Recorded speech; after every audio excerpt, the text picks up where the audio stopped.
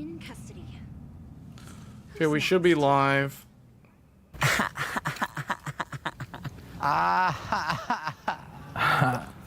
Bronson Dixon just subscribed to the channel a couple minutes ago. Thanks for the subscription. And there's another one from 4 days ago.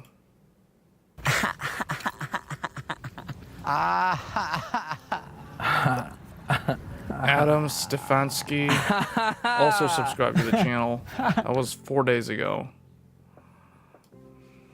So, welcome to the Game Tech channel. We cover all things overclocking, all things computer hardware. That's where we primarily focus. Sometimes we talk about gaming because games are kind of an integral part to testing stability from a real-world application standpoint. So we're going to talk about my results from overclocking 192 gigabytes, and I am actually still running that exact same kit of RAM. We're testing this system that I overclocked 192 gigabytes of RAM to 6,000 megatransfers. So we have it here. And how do I get a... let's see. Let me show this. The path is clear. Let's get going. CPU-Z.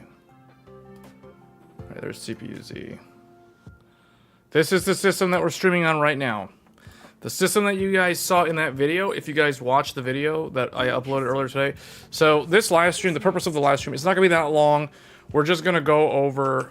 I'm just going to be answering questions for those that are curious about how to get 128 gigabytes or 192 gigabytes or even more RAM, like 256 for example. All of the same principles apply.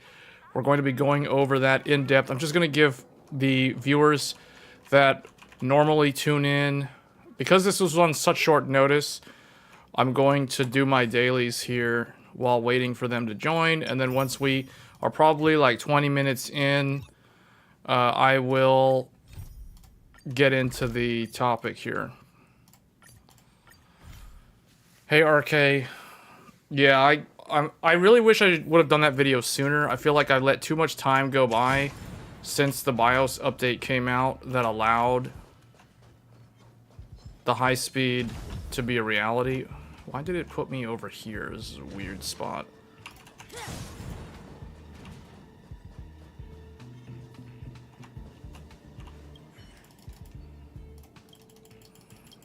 So this is the computer though, so you guys can see. I am playing a game and I'm live streaming on the computer, showing that it is 100% stable because I did test it for about 2 hours this afternoon just to make sure that everything worked the way it's supposed to. Oh, and I have an update. With this kit of RAM, and I think RK had left a comment in the video, with this specific kit of RAM that I'm using, this is a 1.35 gigahertz or 1.35 volts memory kit. And since I did the overclock, I actually lowered my voltages. So I'm currently running the VDD and the VDDQ and the VDDIO MEM voltage. All of those voltages, I bumped those down to 1.35 volts. And I also lowered VSOC. In the video, I show setting 1.25 volts for VSOC. I've actually lowered it to 1.2 volts. So basically the same voltages that I was using when I was only running 2 sticks of memory, I'm now using the same voltages for 4 sticks of memory. And so far, I have not noticed any negative side effects of lowering the voltage. So this live stream is going to be a test to see if those lowered voltages keep the system stable. So let's just turn this in here to this woobaboo.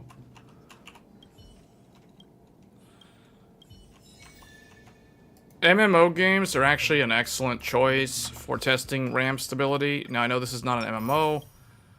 but this game has a lot of like DRM stuff running in the background because it's a Chinese game. It's a live service game, I should say, not just a Chinese game, but it's a live service game, and it has a lot of DRM because you have to connect to the server in order to actually log in, even though this is a single-player game. So let's just blaze through. Let's just blaze through this thing. I haven't done this thing, and it's over in like a couple of hours.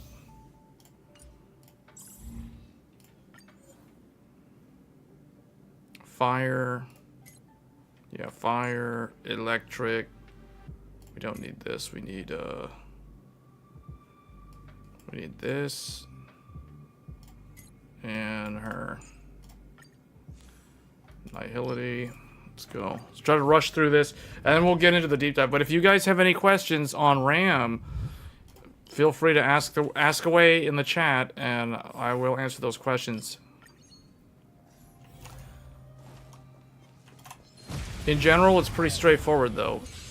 You load XMP, or you load Expo, whichever one you have, it doesn't really matter, and then you set 6,000 manually. Oh, why am I doing this manually? And then you... Here, I'm gonna lower the volume on this.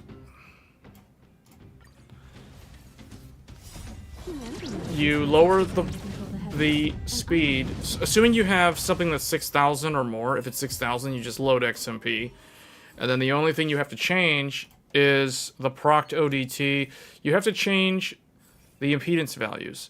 And this is something that nobody ever really talked about at all. Like, there's literally no content on the entire internet except for one Reddit post from several months ago showing how to get DDR5 high density. So we're talking 128 gigabytes.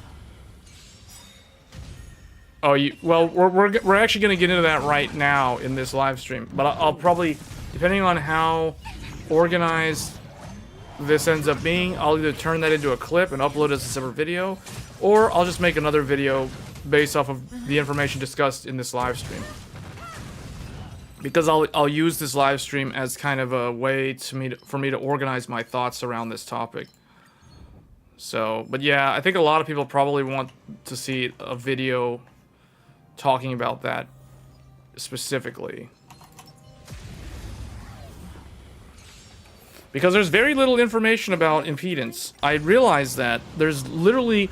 So if you want to look up impedance, the last time this was actually investigated in the overclocking community was when first generation Ryzen launched. That was it. Back when DDR4 was relatively new.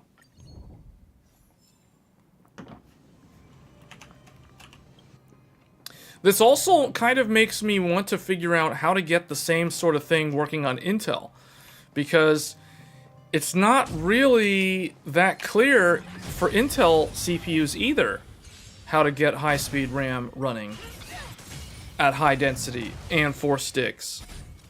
So, yeah, I think it's worth talking about this topic in depth because there's a huge lack of content regarding this topic. You know, the thing is, there's a lot of content on the topic of just overclocking RAM in general, but all of that is from the lens of low density, 2 sticks of DDR5. So we're talking single rank, 1 DPC. I mean, that's easy. That's like a 5-year-old's way of doing things. You know, that's not advanced. We're all about the advanced. The other thing too is I'm more about practicality. You guys, if you guys who have been watching my channel for a while, you understand the difference between me and like the typical overclocking YouTube channel. I actually overclock for real world gains, not for world records, not for a one-time showing off, oh, I can do like 8200 megahertz on a 6400 kit or whatever, you know, like that's cool, but that's not practical, and that's not something that you can actually translate into everyday benefits. You know what I mean? Like with this, if somebody wants a lot of RAM, like 192 gigabytes of RAM or 128 gigs of RAM, how do they get that running at the high speed or at the rated speed of the kit that they purchased? You know, like, how do you do that? Well, apparently no overclocking channel has covered that specifically. So I decided, okay, enough is enough. I'll go over it. I should have made this video months ago. To be honest, I'm a little bit annoyed at myself for not putting this video out sooner. But at least it's out now.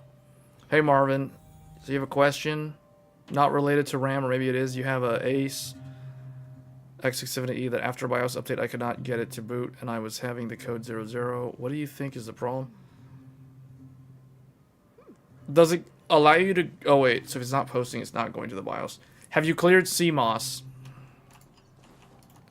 Although usually a BIOS update should reset CMOS, but sometimes the BIOS, depending on the BIOS, it tries to load the last known profile. The first thing I would do is, okay, so you've cleared CMOS. What is the, can you list the file name of the BIOS that you installed on that motherboard? Because if it's the wrong one, then you would have to use BIOS flashback to recover.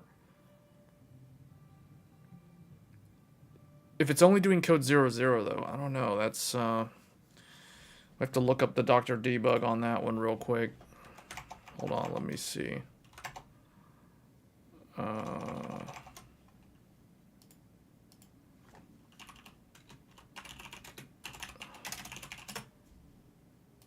Let's see here. 00 means, well, literally means not used for progress codes.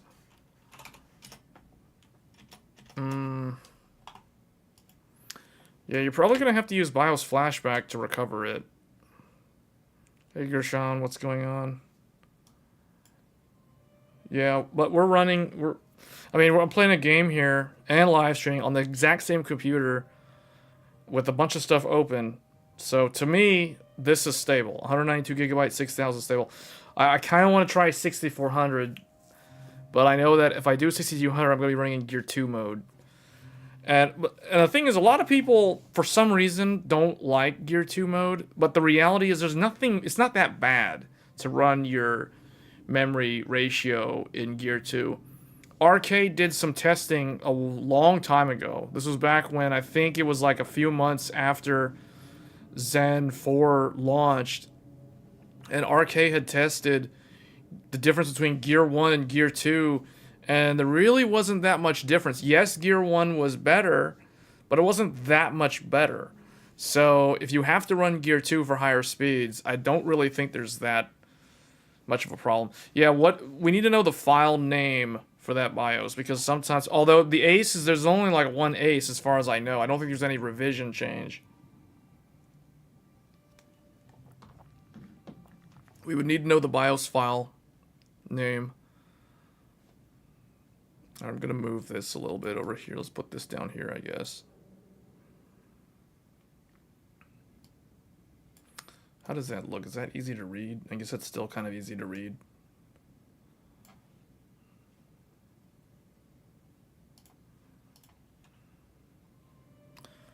All right, let's add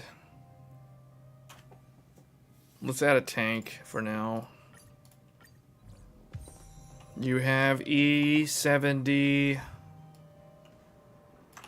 Oh, never mind. That's what RK is using.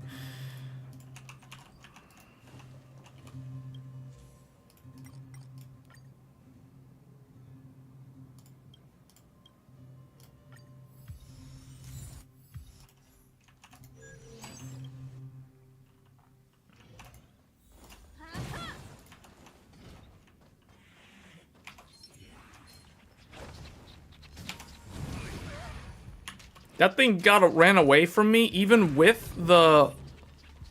Seriously? This thing is running away from me? Oh, it dodged me. What? I've never seen that happen before. The Trotter actually managed to dodge me right as I did the attack. Wow. That's impressive. But I tested Forspoken. I tested, what's the other thing? I don't have IDA 64 on here, so I did not use that. I basically tested Forspoken, and I did a couple of benchmark runs on 3D Mark and for stability. And I also tested CPU-Z and Cinebench. Although Cinebench is not a very good test for memory stability. You can use it. All it really will do is it will heat up the surrounding components. So if the memory runs hot, you'll notice it. And that's why I like to run the RAM at 1.35. I don't like to go above 1.35 because the RAM is more stable. It's easier to achieve stability with lower temperatures on memory. So.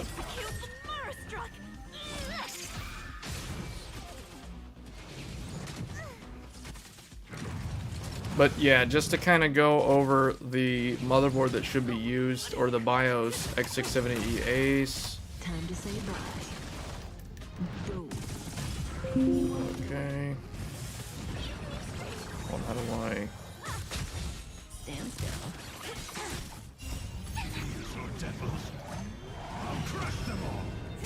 Why is this so big? Humanity might confuse its desire to control the heavens, and I'm no exception.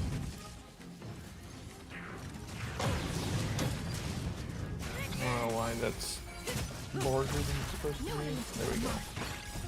No, that's not correct. Whatever. Hold on. There we go. It still doesn't look right. I don't know why the sizing on this browser doesn't look right to me. I think they removed the file update because I look at nothing for the date that happened. That was on. Well, I'll show you it here. So you go here, you click on support, although you already know where I'm going. You go to the BIOS. So the one that RK is using is 7069, this one. So this is the one RK is running from January 9th. Okay, if it's January 9th, it's probably the one from... Oh wait, you're saying December 1st. Yours is probably this one. This one is probably December 1st. This one is probably December 23rd. I'm guessing. Because the release date on the website is always going to be some day that is newer than the actual BIOS. The BIOS build date, which is what you would see in CPU-Z as an example. Just to use this as an example, where is my CPU-Z? Main board right here. You guys can see I am on Gigabyte's F21A AMD Agisa combo 1101A. So that's basically the exact same one that RK is on in terms of the Agisa. Even though mine is a Gigabyte board and his is an MSI motherboard, they have the exact same Agisa version, so they're basically going to do the exact same thing. And then this one is from December 21st, and RK's was from, what, December 23rd or something? But it says release day 109, so it's the same thing. If we go to... Let me go to X670... Oris Master. And we go to download BIOS. There you go. December 21st was that one. And it says... Oh, it's actually... Okay, it says December 21st. So I'm on the latest one. They have one for, that's the, oh, you mean,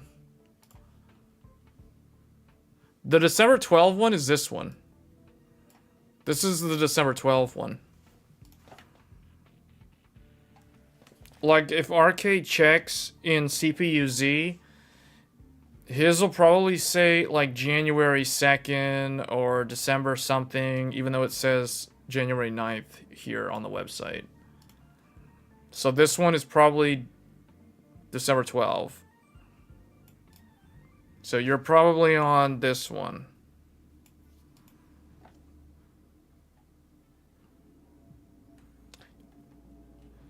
So the reason why I'm on the latest one is mainly because it's always a... You don't have to be on the latest one. Prior to that, I was on a really old one. I was on like 13D. I was on a BIOS from September. So I basically skipped November, skipped December, and went straight to this one. Oh, and the thing is, you don't need to do incremental upgrades. Like, if you're going to flash the BIOS, like, if you're on a really old BIOS, like, let's say I was on, like, F12. I can easily just go from F12 to F21. I don't need to go from F12 to 13, and then to 20, and then, no. I can just jump all the way to the latest one. And that's exactly what I did. CPU-Z says 1.9. Okay, well then it does match. I mean, my CPU-Z does match as well. Sometimes they don't always match, though. Sometimes they don't always match. Sometimes it's like a few days. The BIOS build date will be a few days before what it actually says on the website. And that's kind of normal for it to do that.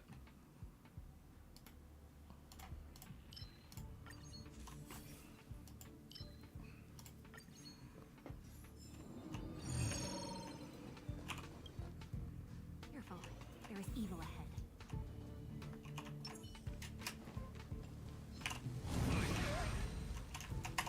Burn away. Gonna have to put all these debuffs on this guy. Spirit is gone. That's it. Next time that happens, you can always use BIOS flashback to recover the BIOS. So if you have a bad flash, it's possible to recover using BIOS flashback. You just have to follow the instructions for your motherboard on how to do that. That allows you to flash the BIOS without actually getting into the BIOS. Stand still.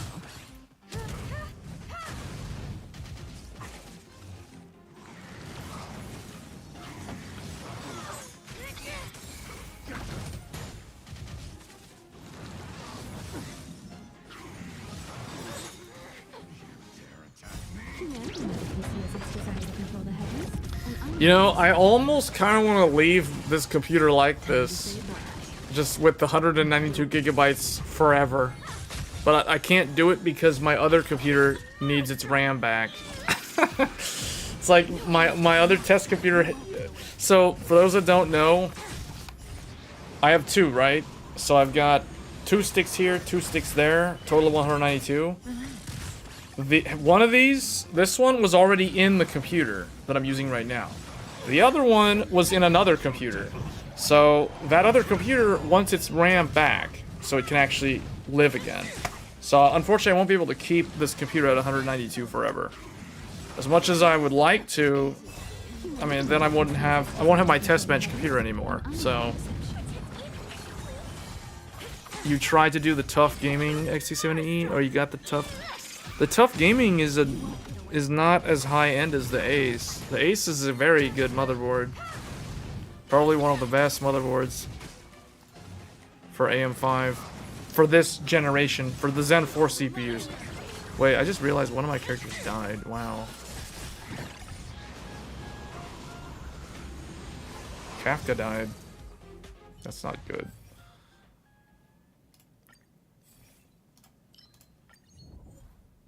You try the flashback, didn't work.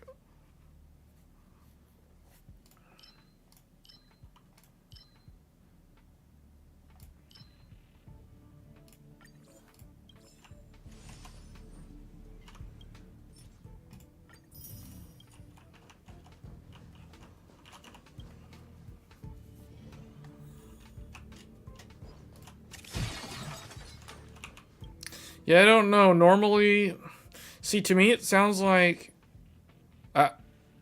I don't know, like did it flash successfully?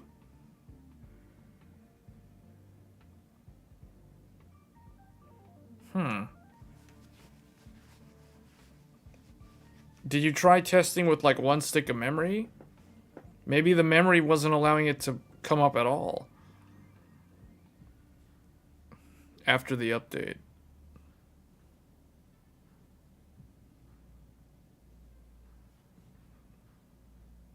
I'm thinking we already have... Oh, you know what? I need to get Lucia in here because he's gonna be more useful later on.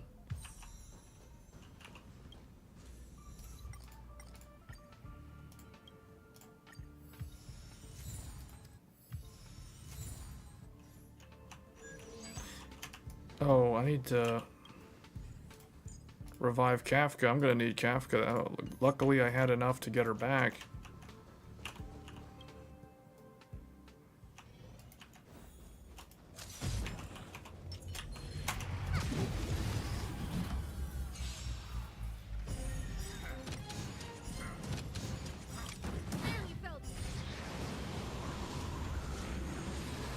You did watch the video of me taking apart the motherboard to remove the battery? The battery. I don't remember ever making a video about removing a CMOS battery. That might have been a different person. As far as I remember, I've never removed the CMOS battery in a YouTube video. I have removed a CMOS battery once before, but that was when troubleshooting a different system.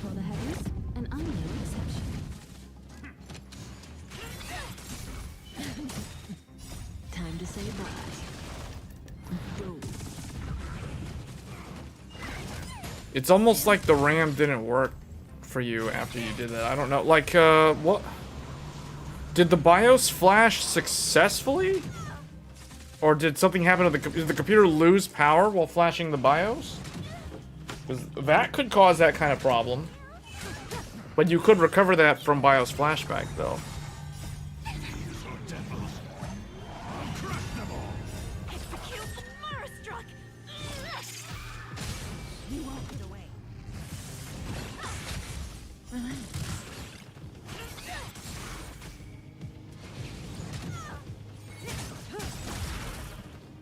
Time to say bye. Boom.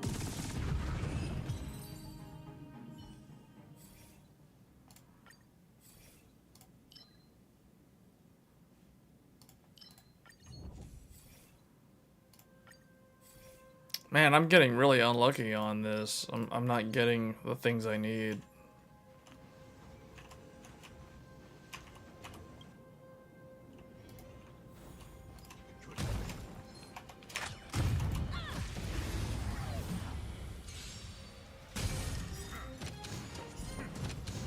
You have a really good video of this motherboard explaining every component? Yeah, but I didn't take the battery out. I don't remember taking the battery out. I did, so I've done videos talking about the block diagrams, especially when these motherboards were new. This would have been like the end of 2022 was when I made a lot of those videos.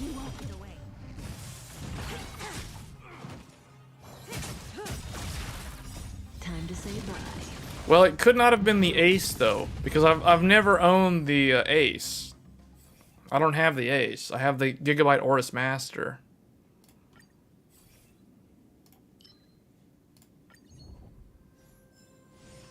Yeah, when they first came out was when I talked about... I did a lot of motherboard videos back when Zen 4 launched.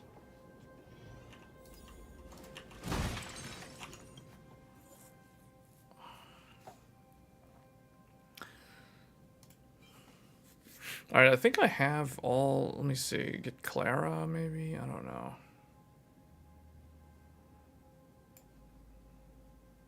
Clara's not really needed. Actually, just put Blade for now.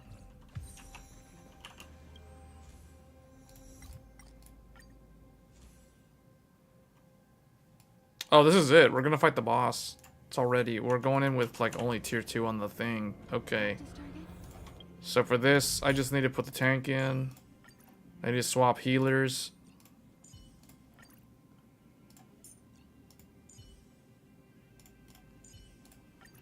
Oh, we meet again. Lucia really is only level 70?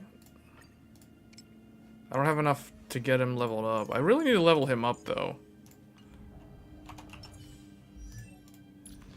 Alright, once we're done with this boss fight, Let's wait. we will do the... We'll do the deep dive here on how this memory... The things that people need to know about DDR5. We're gonna do this. Some of this will be a repeat for the people that have already heard me talk about DDR5. But we will get into some of the new stuff, primarily the impedance values, because that's the thing that I think a lot of people don't know about. Because there's very, very little content on the internet talking about what we're going to discuss here shortly. Time to say bye. Boom.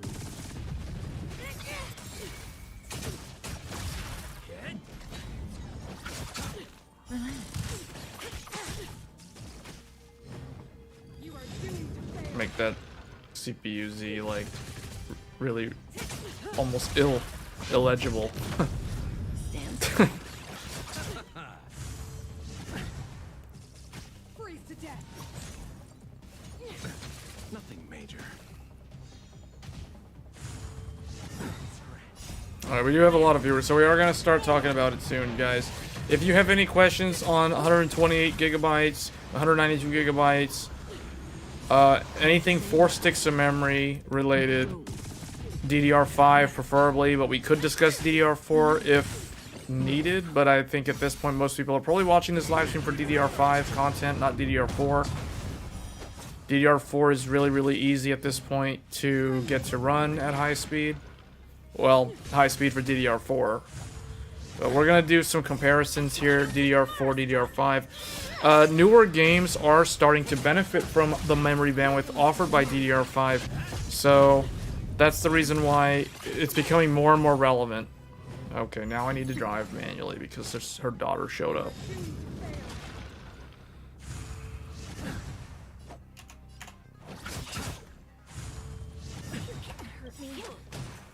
Lance ablaze. Lance. Forward. There's a lot of games like this that are slated for this year.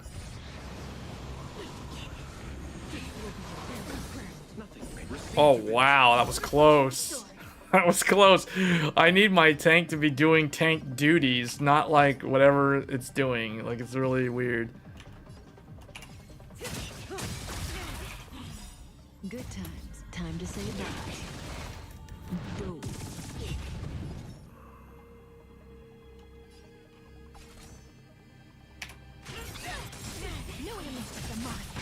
To attack the daughter. That's funny. Okay. Do that.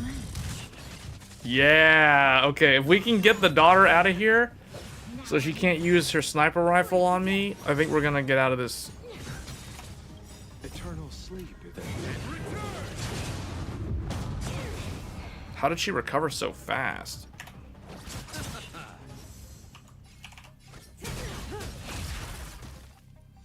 By the order of the Ten Lords. Yeah, this is why, okay, this is why this character is really good, because her ult has the ability to break the gauge of any opponent's, regardless of their element, because she's quantum style. Execute the Marastruck. Yeah, that is so good. Whoa, that actually killed the daughter, or got rid of her really fast.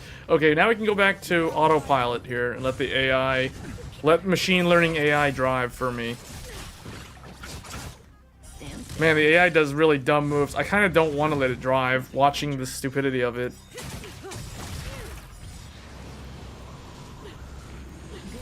I have to go back to manual. It's doing really dumb things like attacking the icicles for no reason. Receive divinity. Oh man, Lucia, that was close. Lance at the ready. There we go. All right. Back to auto mode. Had to fix that for a second. Had to do a max tune on that because that was not set correctly at all.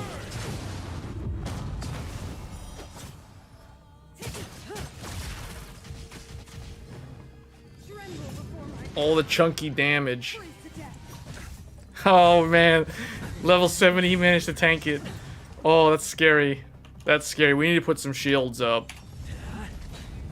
Get them away from them. He keeps on like attacking the same character over and over again.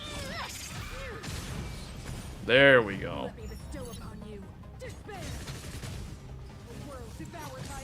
Oh, he got frozen anyway. May as well kill 'em all. All right, Lucia. He only has like one thing, so I'm just gonna do that so I can keep the skill point. I need him to get him out of there. Receive divinity. Eternal sleep is not the end. Good times. Never time to say bye.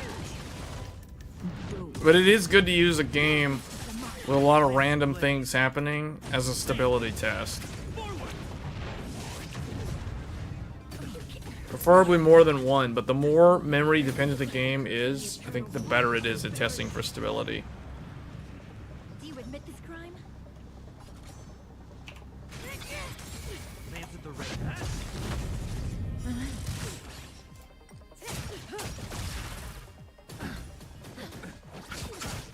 Stand still. Yeah, chunky damage. Alright, I gotta make sure that they do the right thing here. I don't trust the AI.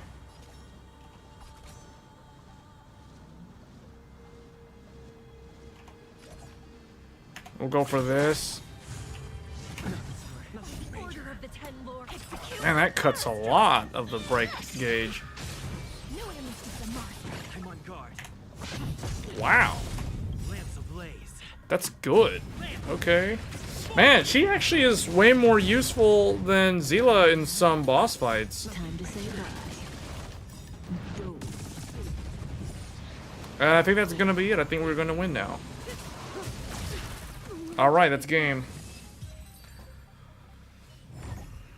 A few more days to my wingspan.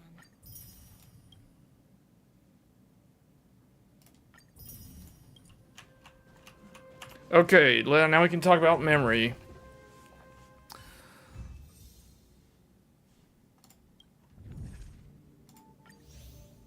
Claim all this stuff.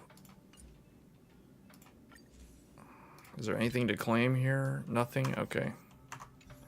Alright. So now let's get into the thing that everybody's waiting for here. So let's change this back to paint.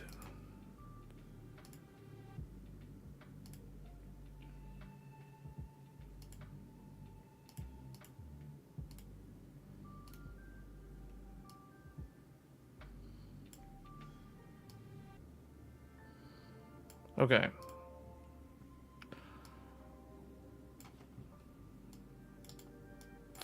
Okay, so I move that there. Alright, so DDR5. There is a really good Reddit post, which is linked in the video. It's in the description of the video that I created earlier today. Just to kind of go back over that real quick. So this is the Reddit post, and it was from 6 months ago. This is the reason why, after I made this video, I was just, as I was making the video actually, as I was actually doing the overclock and testing it, I was thinking, man, I really should have done this sooner, because this is something that should have been public knowledge in a wider audience, compared to the way it has been handled pretty much all throughout last year, or at least since Agisa 1007B and 1007C. So, the Reddit post is done by Andy Metzen. So shout out to Andy Metzen for doing the actual pioneering the groundwork of doing a lot of this. So I didn't want to make my content be exactly the same thing as what Andy had done in the Reddit post. So what I did was I went with 192 gigabytes, whereas the original guide is for 128 gigabytes, 4x32. My video covers 192 gigabytes, 4x48.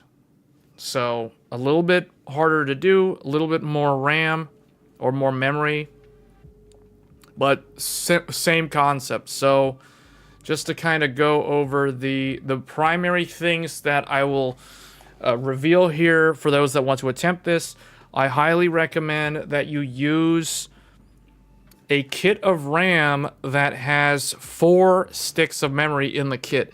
If you do not have a 4 DIMM kit, then you need to make sure you're using 2 of the exact same kit.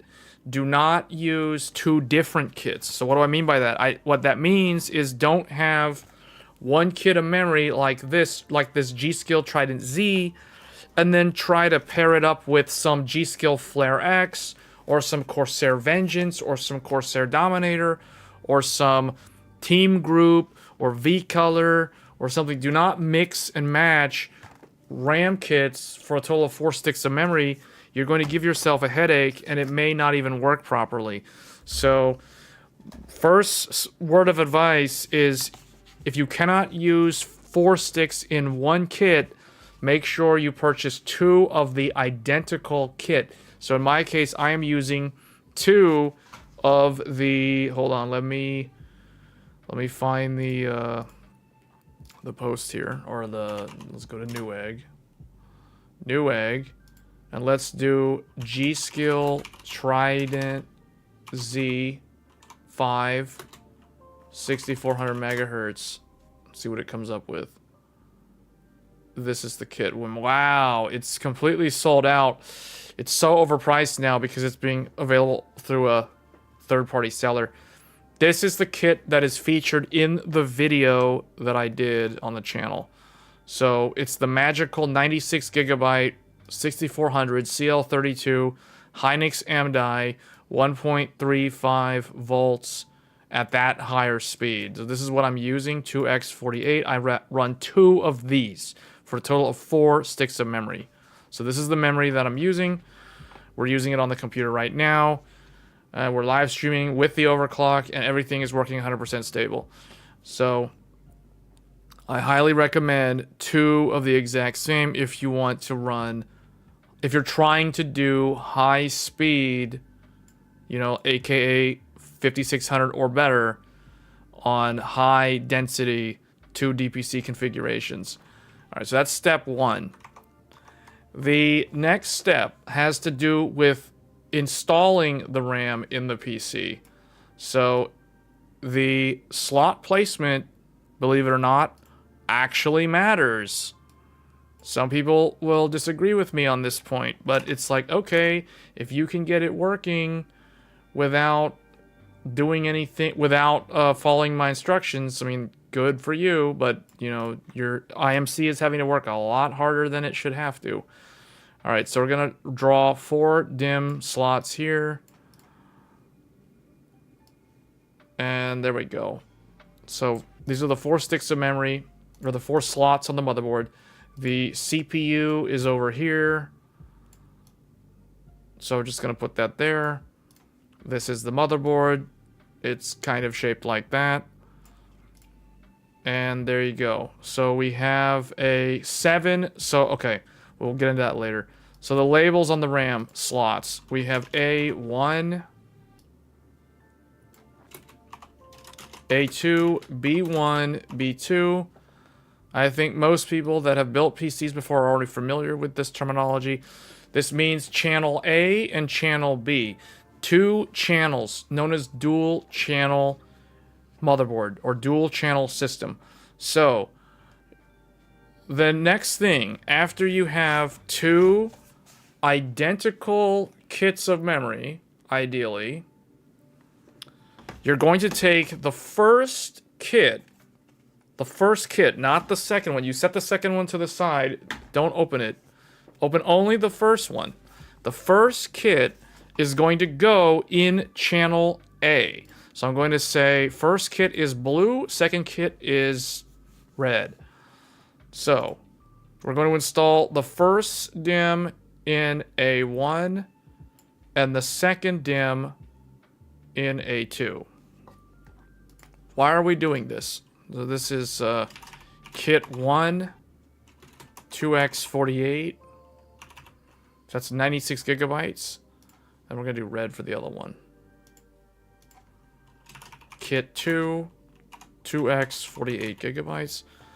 So this, why are we doing this? We're doing this because even though these are two supposedly identical kits, same SKU, same part number in the store or online, they may have come from different bins, different batches from the factory where they were manufactured.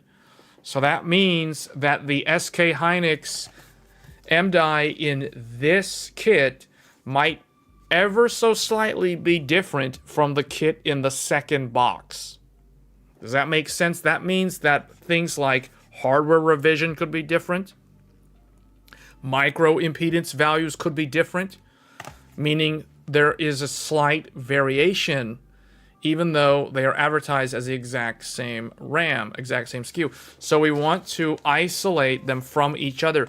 We don't want to interleave them with each other, meaning we don't want to do like blue on A1, red on A2, blue on B1, red on B2, because now what you're doing is you basically shuffled these two together and you're expecting the IMC to figure out how to navigate voltages and impedance values for memory that might ever so slightly be different from each other. So to completely isolate that variable and eliminate it altogether, we're going to put one kit on channel A and the other kit is going to go on channel B. So they're separate from each other.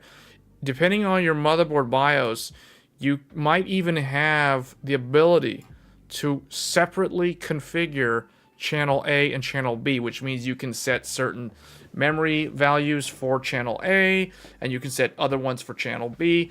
Now, normally you don't have to do that, but to isolate the hardware and keep them separate from each other, this is the reason why we do it this way. I'm not the first person to mention this. That would actually be Wendell from Level 1 Techs. He did a video about 128 gigabytes last year, and he basically said exactly what I just said. You want to put one kit of memory on channel A and the other kit of memory on channel B. You do not want to mix and match them. Okay, so that's step number 2. The third thing is you're going to go into the BIOS, or you're going to let this train, and it's going to boot up to the default spec of DDR5. What is the default supported speed of DDR5 for both AM5, so that would be Ryzen 7000, and Intel Alder Lake and Raptor Lake Refresh? So I want to see if anyone in the chat knows the answer to this question. What is the official spec, the official speed, supported speed for 2 DPC, which means 4 sticks of RAM, and it's dual rank 2 DPC, 2 DIMM per channel. That means 4 sticks of 32 gigabyte sticks or 48 gigabyte sticks. So that means, so what I'm asking is, and this is open to anyone in the chat to answer, what is the official supported DDR5 speed for dual rank 2 DPC configurations for AM5 and LGA 1700? Why did it cut it off? I don't know why that cut off like that. Let's see. Arcade says 4800. Is there anyone else? Does anyone else 5200. Does anybody else want to take a gander at... That would be JDEC, right? Not necessarily JDEC. It is considered a JDEC speed. The answer is a JDEC speed, but it is not necessarily JDEC. It is the speed that Intel and AMD have advertised as the maximum supported speed guaranteed to run on 4 sticks of memory. So we're talking, remember, this implies I'm asking a question about 128 gigabytes or 192 gigabytes or more. I'm not asking about 64 across 4 sticks. I'm asking about these capacities specifically. If we're solving a math problem, if this was a word problem in math, the word problem is worded like this, but the actual question is asking about this.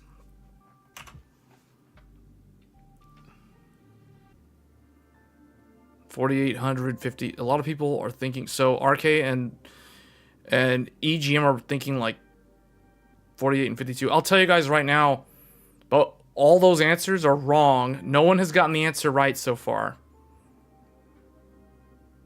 So it looks like there's a lack of knowledge on what the actual spec is. Okay, so the correct answer is 3600 megahertz. This is the maximum supported speed for both AMD and Intel for 2DPC dual rank DDR5 configuration. This is the maximum speed. Again, I'm stressing this point. 3600 megahertz is the maximum official specification. Any number, meaning any number greater than 3600 megahertz DDR5 for 128 gigs or 192 gigs or more, and or more implies 256, etc., is considered out of spec and an overclock, and as such, AMD and Intel will not support you if you run into problems running memory faster than 3600 megahertz at these capacities. This is the correct answer. So just to kind of, let me pull up the... did I have that? Let me see, where is it? Maybe it's in here. Let me find the link.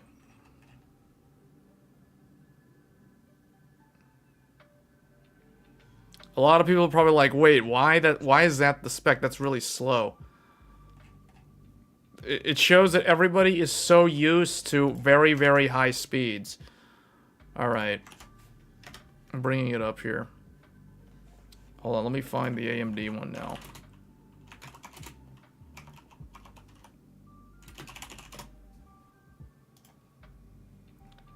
Specification.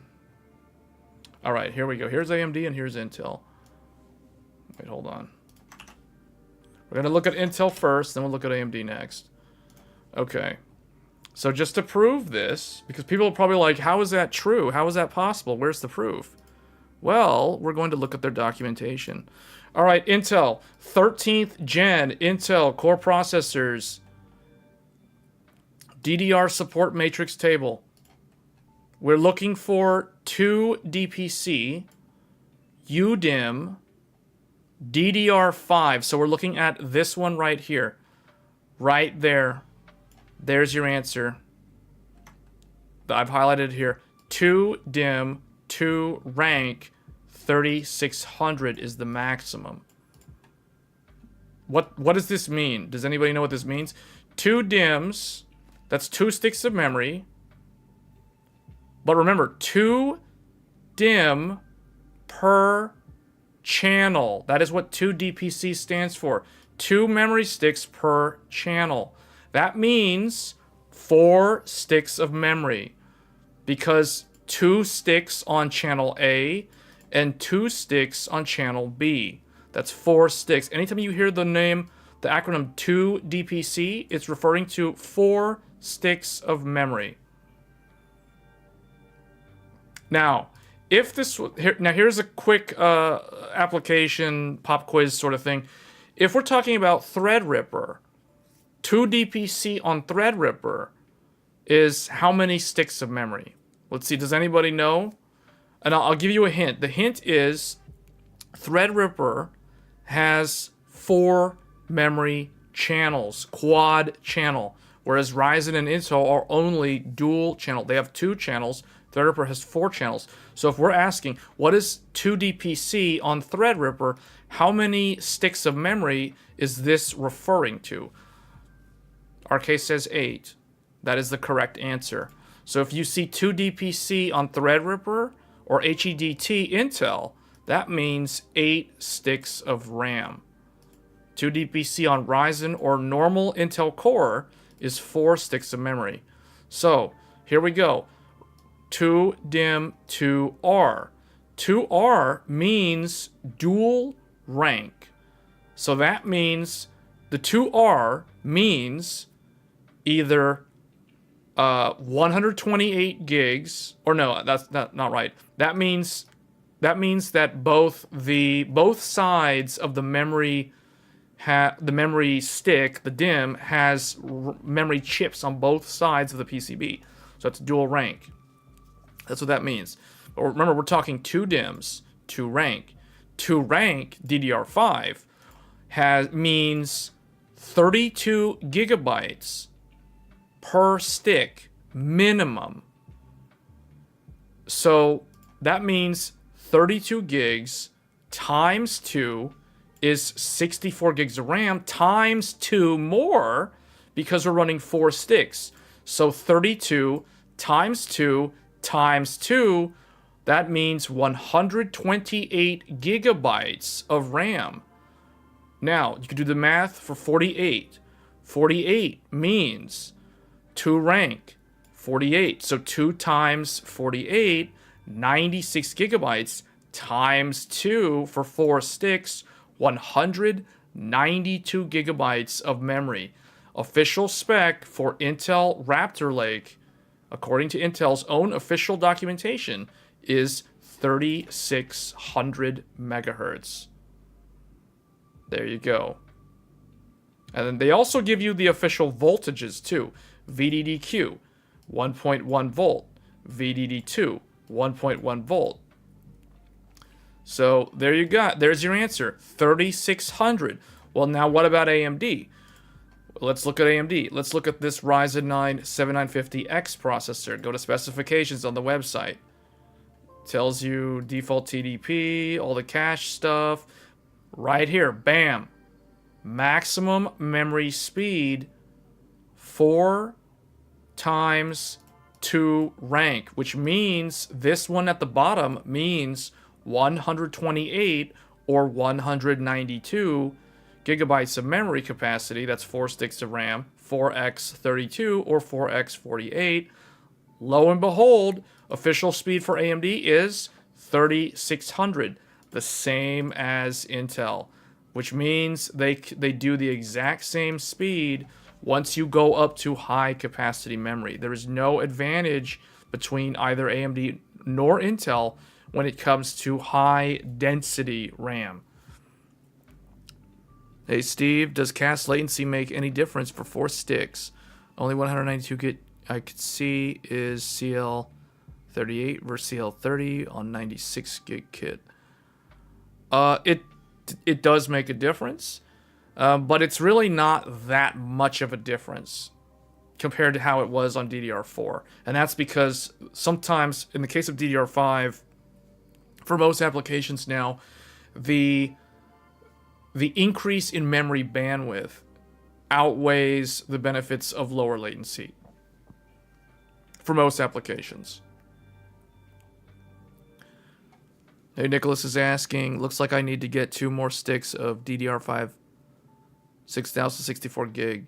Yeah, that would get you up to 128. So just keep in mind, official spec is 3600. So anything over, so like what that means is today, for your specific system, you're running 2 sticks of 32. So that means you are running what is called 2x 2R. So according to AMD's documentation, for your current setup with 2 sticks of memory, the maximum official spec is 50 to 100 megahertz. So as soon as you go up to 4 sticks of memory, as soon as you double that up, now the official speed drops to 3600. That's because there is a significant challenge incurred on the IMC to run at that same speed at the same density. So that's the reason why the spec speed goes down, or the official supported speed goes down, as the density and the amount goes up. So what this means is, for those that are running, what's interesting here is AMD does spec, or they state that 4X single rank, this would be like, for example, if somebody was running 4 sticks of 16 gigs.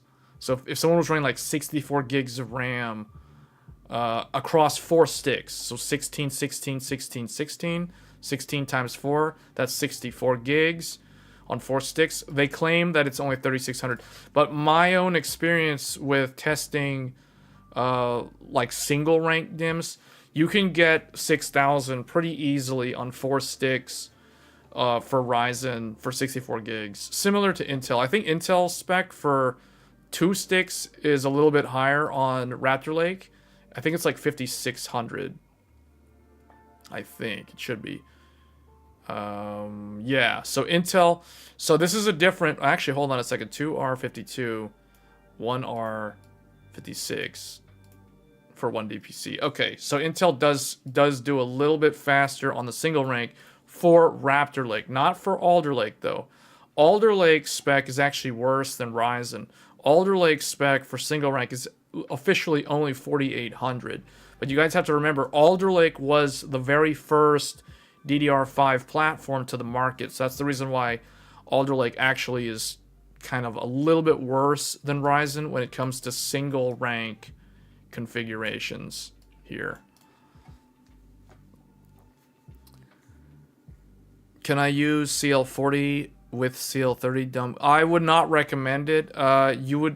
What I can say is, if you do that, you need to make sure that you install them isolated from each other.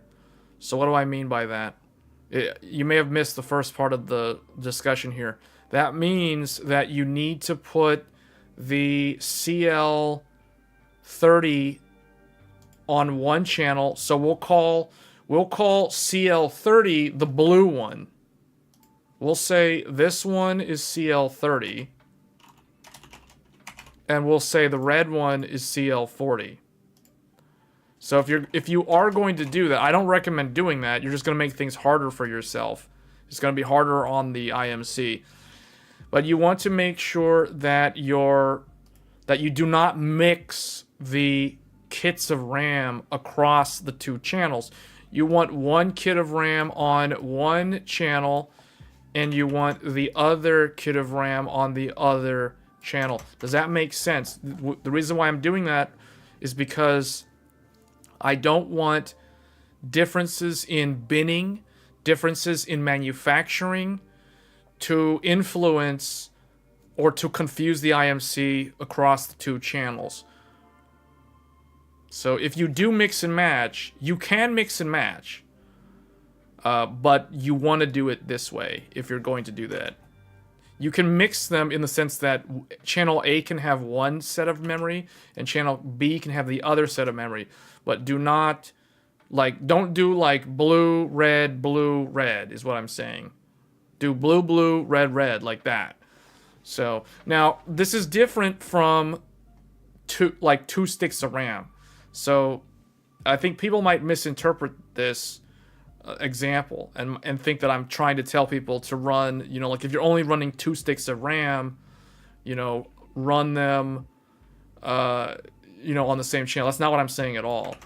I understand very well that if we had only 4 or 2 sticks of RAM, meaning we're doing like a 1 DPC config, then the way I would do that is I would just do this.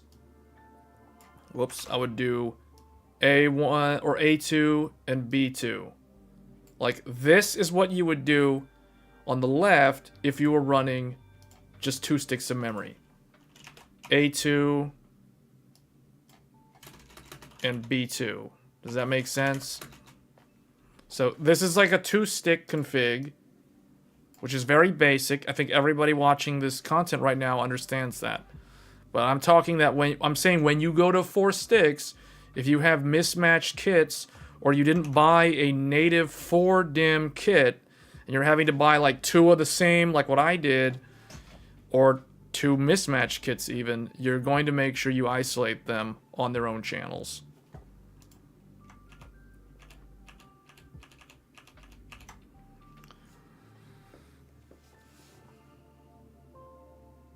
Okay, so can this same principle be utilized with the 7800X3D? Yes, of course it can. Yes. All of this applies to every DDR5 platform. This is not specific to Ryzen. This also applies to Intel. The exact same concept applies across the board. It applies to all AMD 7000 CPUs and all Intel DDR5 based CPUs. All right. So now, let's do I need to keep this thing here? I guess we'll remove this. We'll remove the question there. Okay. So now let's discuss, yeah, no problem. So now let's talk about the probably the most important topic here.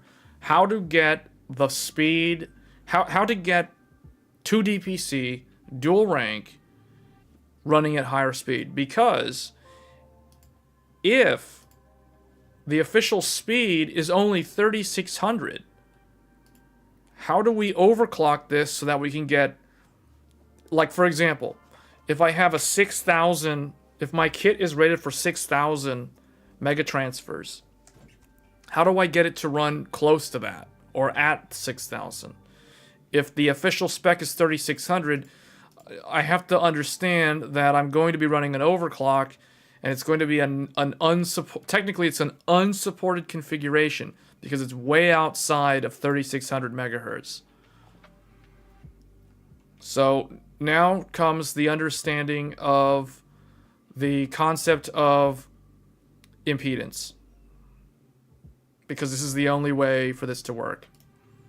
So what changes with motherboards over time is they get better at the what's the word I'm looking for? They get better at manufacturing, in the sense that the wire traces are better placed. The IMC from the CPU is improved. You get all those kind of improvements, and that's the reason why it ultimately does better on newer hardware, newer generation hardware. If you guys remember how first generation Ryzen worked, it was hard. It took like 1 to 2 upgrade generations. So like from Zen 1 to Zen 2 to Zen 3 to fully get DDR4 to perform at the high speeds without a lot of crazy tweaks. So we're kind of like in that Zen 1, Zen Plus era with Zen 4 all over again, because this is the first generation of DDR5. So if you want to run higher speed, higher density, or I guess higher density at higher speeds, you have to understand how to tweak the motherboard manually to improve the signal integrity from the IMC to the actual memory themselves.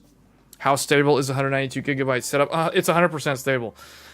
We are literally streaming on the one. I'm using the 192 gigabyte setup from my video literally right now. And we already tested Memtest. We already tested various games. We tested Forspoken. I played like 3 chapters of Forspoken. That game is extremely good at telling you if your memory is stable, like literally within 5 minutes. So, and I played like 2 hours of Forspoken and played 3 chapters, two boss fight, like 2 actual like story bosses, and nothing wrong at all. Everything's 100% stable. So, and on top of that, guys, I mean, we have been live streaming now for an hour, just over an hour, and I was live streaming and playing a game for the first like 40 minutes of the stream on this 192 gigabyte system, and it's 100% stable. So let me just to kind of show for those that may have joined later on. Let me just show you guys here. This is the setup.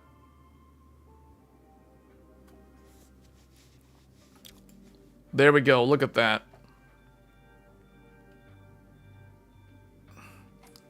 I ran memtest for like 15 minutes though. So I'll say that. I did not run memtest that long. But yeah. But you can see, this is it. This is what we're running literally right now. 6,000. 1-to-1. U clock equals mem clock.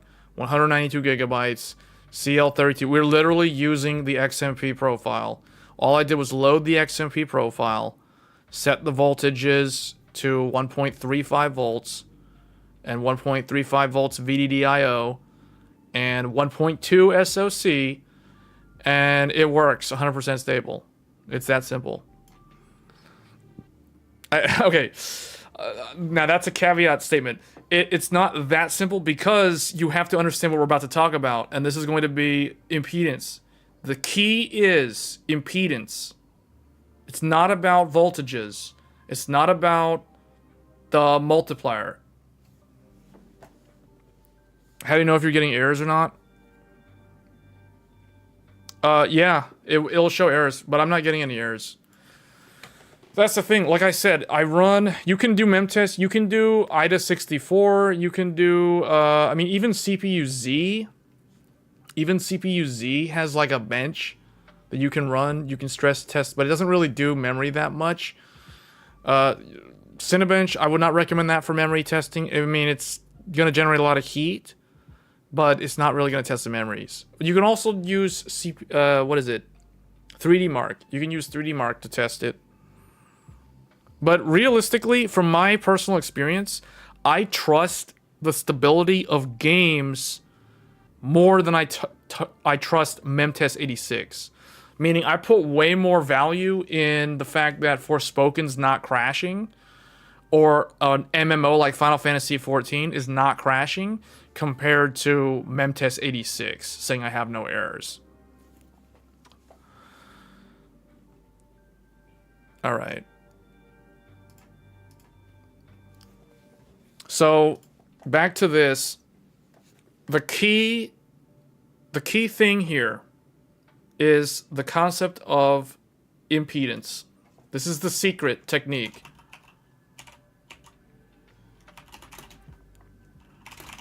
Impedance is the key. Knowing how to modify the impedance values is the key to unlocking higher speed on high density 4-stick configurations. Yeah, Prime 95 would be good. I don't have it on here. It's a really old program, but yeah, that would be a good test. Because you can do like a good blend to test the memory. You can do not small FFT. You can do like the larger fast Fourier transform. Yeah, you could do that as well. But again, I really trust... I mean, yeah, Prime 95 is good, but I really trust game stability. Because in the past, I have found that if I can do like four clear test runs of Memtest 86... Then if I go fire up Forspoken and within 5 minutes the game crashes, that immediately tells me that the memory's not stable. So the fact that I can play 2 hours of Forspoken and not crash once, while also running a bunch of other things like YouTube and other stuff in the background, and the browser's not crashing, the video player's not crashing, and the game's not crashing, that to me is more proof that the system is stable than me just running Memtest 86 for like 10 hours or whatever. So... I mean, everybody has their own method, but I trust what I use to test stability, and I can tell you that the system is 100% stable. So impedance is the key, though. This is the thing. And this is where I feel like when later this year, when Zen 5 plus X770, why is it X770E, or whatever they call the new chipset, whenever this stuff shows up, I wouldn't be surprised if the default in the BIOS for some of these impedance values is wildly different from the way it was for Zen 4. I'll have to look into what 2DPC is. That's all new to me. 2DPC means 2 dim per channel. 2DPC equals 2 dim per channel. So that means, that implies... Man, why does... That implies 4 sticks of RAM. That's all that means. That's what 2DPC. 2DPC, basically, memorize in your mind, anytime you hear 2DPC, it means 4 sticks of RAM in a typical Ryzen computer or Intel computer. That's all it means. Now, 2DPC, 1R, or 1 rank equals, what does that mean? That means 4x 16 or 4x 8 gigs. Now, I also think that it also means more recently 4x 24 gigs. But I would need someone to confirm for me that that is the case. This is easy. This is not hard to do. You can do 4 sticks of 16 for a total of 64 gigs at like, you've been able to do that at 6,000 basically since Zen 4 launched.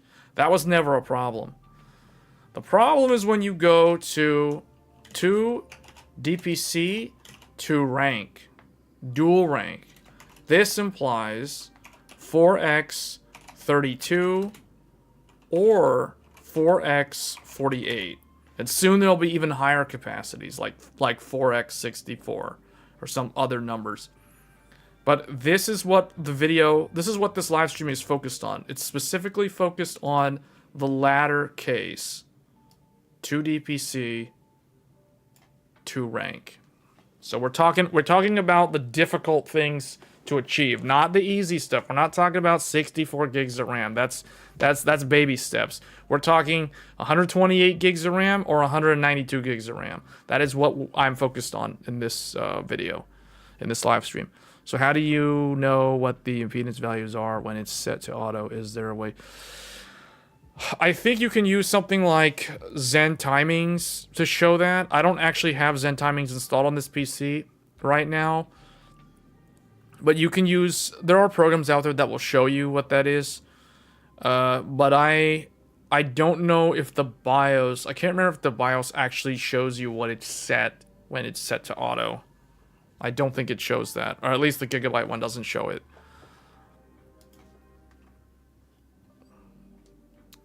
So, hold on, let me change something here. Yeah, exit out of this thing. Okay. Alright, so now, when Ryzen first came out back in 2017, there was one, there might have been more than one, but I know back then there was, let's remove all this stuff here. I don't need this on here. I really like the old paint from Windows 10 a lot better than the new one. This one's like more tedious to use. All right, so proct ODT. Proct ODT was always configurable since Zen 1. And I remember when trying to get DDR4 to run at 3200 megahertz for like 4 sticks or 3200 megahertz DDR4 on I think it was always 4 sticks if I remember correctly. Proct ODT was a setting that you could adjust to achieve stability. So basically what I found is that using the same principles that were applied to Zen 1 to get DDR4 to run at higher speeds across 4 sticks of RAM back in the day. Those same principles apply to DDR5 and Zen 4. So it's like a repeat of how things were in 2017, although it's not quite as bad as it was in 2017. Like, I think back then 3200 was the highest you could go on 2 sticks, and then if you were lucky. And then if you wanted 4 sticks, you were pretty much limited to 2933 back in the day on DDR4. But you could get 3200. I myself was able to do 3200 across 4 sticks of Samsung B-Die G-Skill Flare X for years. And I think at the very beginning I had to mess with proc ODT, but then after certain BIOS updates, I didn't have to do it anymore. So I feel like something like this will repeat with Zen 5. Like, Zen 5 will vastly improve memory training and all that kind of stuff, so you don't really have to mess with this. Because one thing that surprised me with doing this modification, this overclock, the memory training didn't actually take that long for me. It took about maybe 3.5 minutes to train after I set the impedance values. So that was something that I found very, very surprising.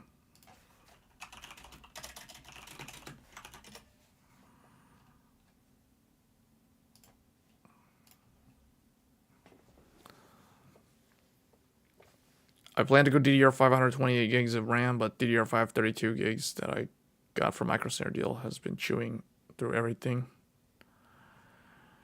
Yeah. Well, it's like, do you want high speed or do you want high capacity? There's a trade-off there. Did you have to disable memory context, restore power down, enable before testing? No. In fact, you're going to enable them. The video literally shows how to enable them. All right, so they should be enabled. So, okay, let me back up here.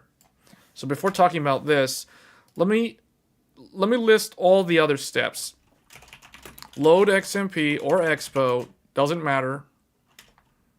Set VDD and VDDQ. So you want to set 3 voltages: VDD, VDDQ, VDDIO, which I think is MEM something. You're going to set these 3 values equal to 1.35.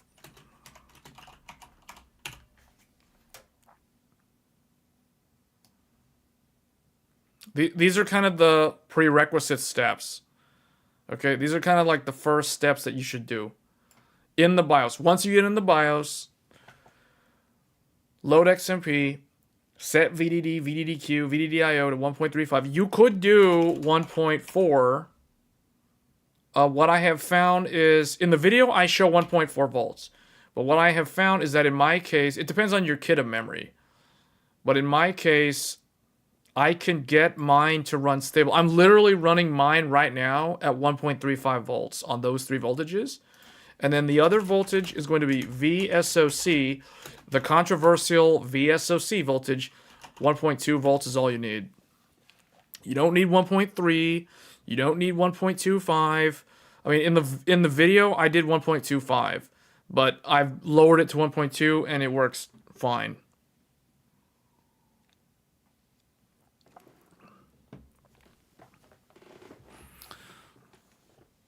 So these are kind of the prerequisite steps before you do anything with the impedance. You could do 1.25 or you could do 1.2, but from what I've found, for me at least, it's working 100% stable at 1.2 volts. So it just depends. Like, try 1.25 first, verify that it's 100% stable, and then you can try 1.2, and if it's no longer stable at 1.2, then you know you need to go back up. And you could even try an intermediate voltage like 1.23, 1.21, 1.22. You don't have to do, 0.05 increments. So these are the voltages. What I'm telling you is what I am personally using right now on this very computer that I'm live streaming from. Like, I'm literally running these specs right now, or these settings. Okay, so these are the main settings. You're going to manually manually set the memory divider, or I guess the memory multiplier, to 60 or 6000 megahertz. So in the case of gigabyte, it's a integer value in tens, so that's 60, which means 6000 megahertz. So what we're doing, this example, for all illustrative purposes, we're going to be talking about running 192 or 128 at 6000 megahertz. You can try higher, you can do lower, but we're doing 6000 megahertz in this example. So you manually set this. Why are we doing this? Well, because if you are using a Expo or XMP kit that runs at a higher speed. So for example, the kit that I'm using is a 6400 megahertz rated kit. So if I load XMP, it's going to set 64 as the multiplier. I want to override that by manually setting 60 or 6000. So I'm going to downclock it because 6000 is what I want it to run at. So I might test 6400 in the future. That will require me changing the gear ratio down to gear 2, half mem clock, in order for that to work. But I think that if it's working at 6000, I'll most likely be able to do gear 2 6400 if it's working for me at gear 1 6000. All right, so once you have these set, next we have to modify the impedance values. So the first one is going to be proct ODT. And this one, okay, so I'm just going to put 48 ohms for now. But why are we doing this? So we need to talk about what the impedance means in regards to the IMC and the memory. So here we have the CPU and we have the IMC. So on the CPU, let's use the Ryzen CPU as an example. So the Ryzen CPU consists of an IO die in the middle, and it consists of, if you have a 7800X3D, it will have 8 cores down here. If you have a 7900X3D or a 7900X3D or any dual CCD Ryzen 9, you'll have 2 CCDs. So it doesn't really matter. It can be 1 CCD, it can be 2 CCDs, it doesn't matter. And it doesn't matter because the IMC is located here in the IO die. It's actually in the thing in the middle. It's not on the thing where the cores are. So it's on this chiplet in the middle. So when the IMC sends a signal, like a sine wave or a cosine wave, to the memory,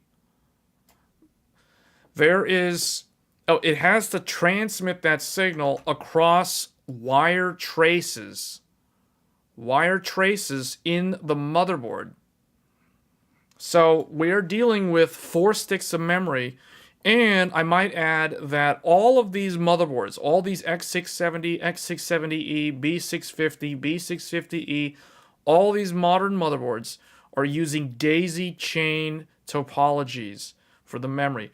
Daisy chain simply means that if you were to stretch all 4 of these DIMM sticks out, they become a straight line. So that means if I need to access data that's way over here on this one, actually we need to redraw this line.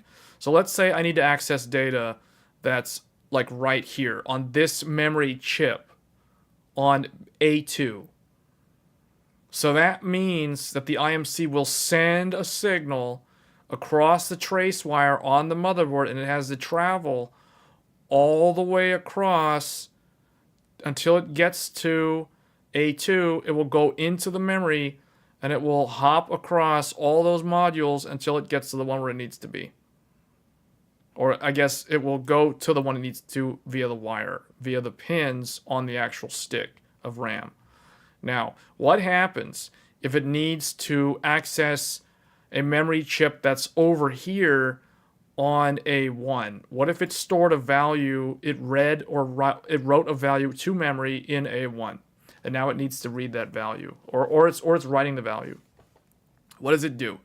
Well, it sends that signal. Let's use a different color here. Let's use this purple. So it sends that signal along that wire trace down, and then guess what? It has to go into A2. It has to go into A2. Why? Because that's how the motherboard manufacturer wired the traces. So now it will just go right past this one, and now it will snake through A2, then loop back into A1 until it reaches the memory address that it needs to read that value from that particular DRAM chip. Then it will snake its way all the way back. This is the concept of the daisy chain. It cannot go straight to A1. It has to go through A2 to get to A1.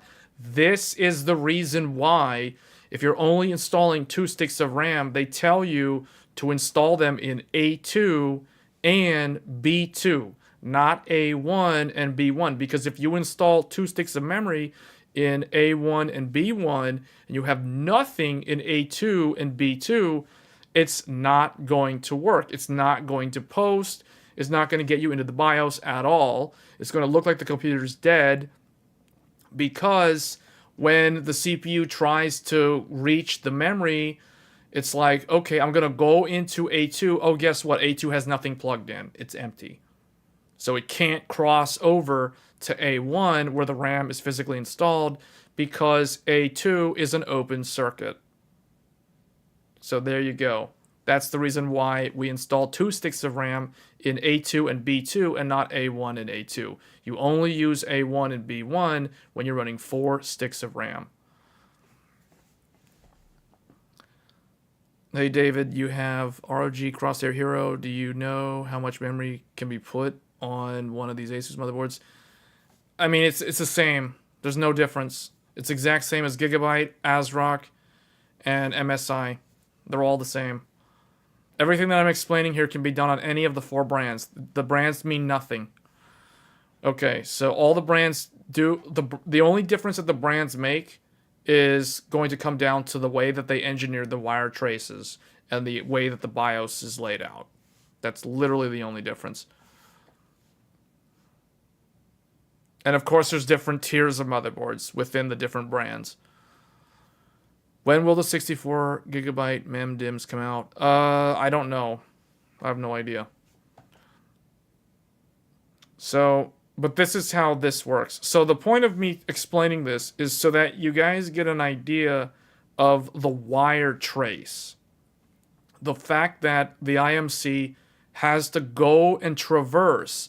The signal that it sends has to go across individual wires on the physical motherboard to reach the memory chips.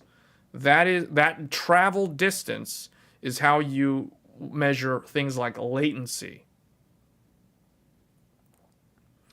So, I guess now the next thing to talk about is impedance. But so impedance means what? Impedance is kind of like synonymous with resistance.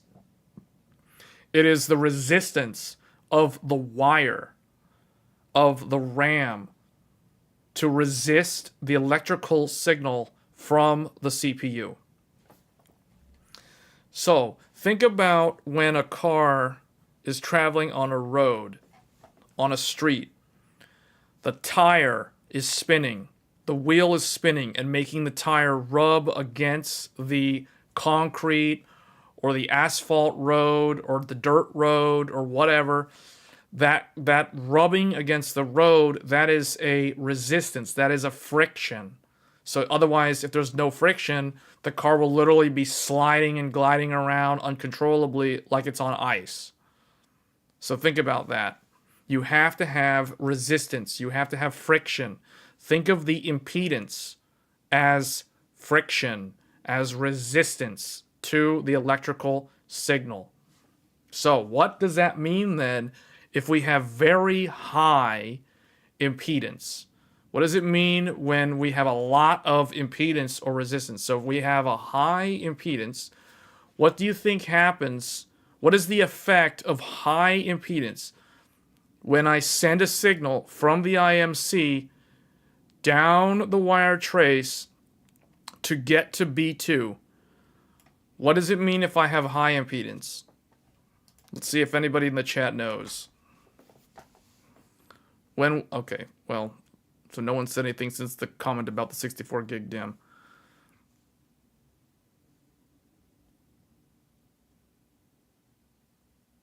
Heat. Okay, I can see how that would... Yeah, heat. And the impedance plus the density of the sticks, the slower the signal speeds through the DIMM to their desired point. Higher voltage. Yes, you would have to drive higher voltage. If you have higher impedance, you would need more voltage to get through that resistance.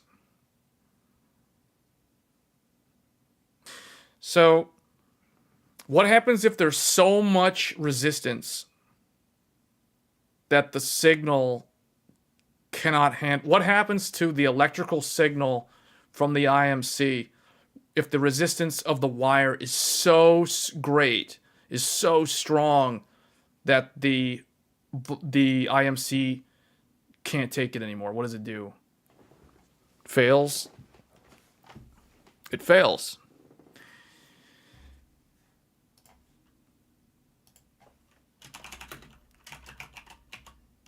When impedance is high, why does this thing keep drawing it like this? This is why I don't like this paint. When impedance is high, the signal attenuates. I like to use this word to illustrate this. It attenuates. It becomes weak. It effectively dies off. It fails. It fades into the ether. It basically gets absorbed by the wire and cease to exist. The electrons don't go to their intended destination. They just end up getting stuck along the wire and they get absorbed. So absorption of the electrons happens, the signal attenuates, hence you do not get to the RAM. If the impedance is too high, the signal literally dies somewhere along the path between the IMC and the CPU and the DRAM stick where it's trying to go to. That could be in the RAM stick itself. That could be in the wire on the motherboard. That could be literally anywhere along that path. If the impedance is too high, the signal attenuates and fails. So this is it's a relatively easy concept to think about when you think about friction. The friction. If the friction is too great, you need way more power, you need way more torque on that tire to get that thing to move. So you have to raise voltage. You have to raise up the power to overcome the impedance. That is if the impedance is high. Now, let's talk about the opposite scenario. What happens when the impedance is low? What happens when there is either almost no impedance, zero impedance, or just like nothing in the way? What happens to the signal? What happens to the signal when impedance is really low and it's trying to go to the RAM and there's like literally almost no impedance at all, only a few ohms in the wire? So let's see if people understand this one, because I think this one is harder to understand. When impedance is high, it's a little bit easier to understand what's actually happening electrically. What happens when there's no impedance or very low impedance? Now there's nothing blocking. Chaos. That's an interesting way to put it, chaos. I didn't think of that word. Fire, noise, electrons leave the wire. Okay, chaos and noise are interesting. Fire could... Okay, that's an interesting thought, like a fire. The reality is not really.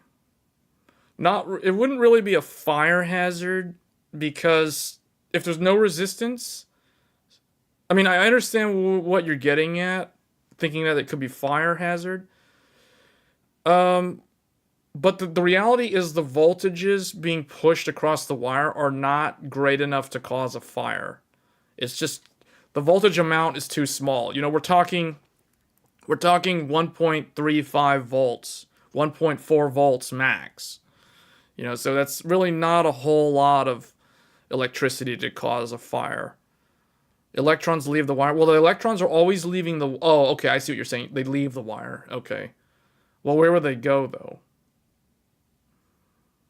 Like, so if you're saying they leave the wire, where would they go? Because remember, they have to stay in a conductor. They can't just go into, like, the parts of the PCB. I mean, if they do, then they just get absorbed into the PCB. So that's really no different from attenuating. So that's not really what happens here. So they won't leave the wire. What ends up happening is if you think of the wire as a cylindrical path, or like well, that's not a good shape. Think of the wire like, think of this as well, dissipating? No, dissipating is when attenuation is really, or when impedance is really high. When you have high impedance, you have dissipation. So that's actually, you're going in the wrong direction. That's impedance being high, not impedance being low. High putts on large generators, a failure does it times breach insulation? I'm talking larger scale, but still exciting when it happens. Yeah, but that's not... So basically, think of it like this. If this is inside a wire, this rectangle represents a wire, and you have an electronic signal traveling across the wire. If the impedance of the wire is really high, the power of the signal strength, starts to go down until it goes to zero. This is effectively dissipating. So if the impedance is high, the signal attenuates and it never reaches the destination. If the impedance is too high. Now, if the impedance is too low, now you have a lack of friction. So now when you're sending your signal, as it's traveling through the wire, it can end up behaving in strange ways. Like it can bounce, it can reflect. You get what's called reflection of the signal. So the word earlier, chaos, RK said chaos. It becomes very chaotic. So you get crosstalk happen. You get noise. I like the word noise. I like the word chaos to describe this. Because when there's no impedance, there's not enough friction to guide the signal. So the signal just kind of does whatever it wants and just kind of like bounces around. And you get this erratic behavior where you effectively get something called reflectance or reflection of the electronic signal. So when it's the low impedance value, the problem that could arise is that the signal integrity could get compromised in the sense that there's a lot of reflection happening, so the data could end up being invalid or corrupt. You could get memory errors if the impedance is too low. You can also get memory errors if the impedance is too high, because if the signal attenuates, now you have to do a retransmit of the data. The data never arrived at the destination, so the CPU has to resend the data again. You know, that's going to incur latency, so you could have like clock stretching behavior going on if the impedance is too high. Likewise, if the impedance is too low, you could have clock stretching because the signal bounces around too much. There's too much reflection, so it's not able to hit its intended destination in a proper time interval. Why can't the motherboard figure out the ideal impedance on its own? That is a really good question. That is actually a very good question. So the motherboard can't really change the impedance values dynamically, if that's what you're asking, because it has no way of modulating or controlling the signal being sent. If anything, it's possible in the future that maybe the CPU could do that, but the motherboard can't. The motherboard can't dynamically change the resistance values of the wires, so you have to adjust the resistive values manually because of that. And that's where these values that I'm about to come up with, or I'm about to go through, come into play. So the first one here is, oh, actually, you know what? I guess what I'll write down here for those that join later. When impedance is low, the signal reflects. These are two key concepts to understand for proct ODT and these other settings that we're about to go over. So proct ODT manually set to 48 ohms. Impedance and resistance values are always in units of ohms. So this is basically the middle of the road in terms of the average impedance for the wire trace, for the resistive value that the motherboard can operate at. So you can go really high. You can go up to, I think, 480 ohms, but that's like so high that you're just going to kill off your signal. You have to drive an insane amount of voltage to get the memory to work at that resistance value. Likewise, you can go really low, down to like 25 ohms or something, but at that low value, you could end up with too much reflection in the signaling, and that can also cause errors and instability. When you change settings in the BIOS, how does the wire resistance actually change? So, good question. So inside the what are they called? Well, there's a couple of things. So there's a couple of these values. There's values for the IMC. There's values for the DRAM. Now, when you adjust these values, what you're actually tweaking for the resistance or the impedance are these variable resistors that exist right around here. Right along this path. You're adjusting the values here so that when it sends and receives value or data or electrical signals to the memory, it can adjust the impedance on its end to try to give the signal more, how do I say this? I want to say launch power, but don't think of it as power. Think of it as it wants to give the signal a better chance of propagating to the memory without running into too much attenuation or too many reflections. So that is what adjusting proct ODT is doing. Because what we are adjusting is what's known as the bus values. The bus is, think of it like, it's the bus from the IMC that will take the data and send it over to the RAM. And then it will come back on the return path. So that is what we're adjusting. We cannot, obviously, the wires here are physically set inside the PCB. So there's no way to change that outside of redesigning the motherboard for an entirely new generation, which is basically what we're going to see later this year. When Zen 5 comes out later this year, there will be a whole new generation of motherboard chipsets that accompanies it, just like with Zen 2 and Zen 3. So if you guys remember when Zen first launched, there was X370. Then there was X470 that accompanied Zen Plus. Then there was X570 that accompanied Zen 2, aka Ryzen 3000 series. Then when the 5000 series, which was Zen 3, came out, we got X570S.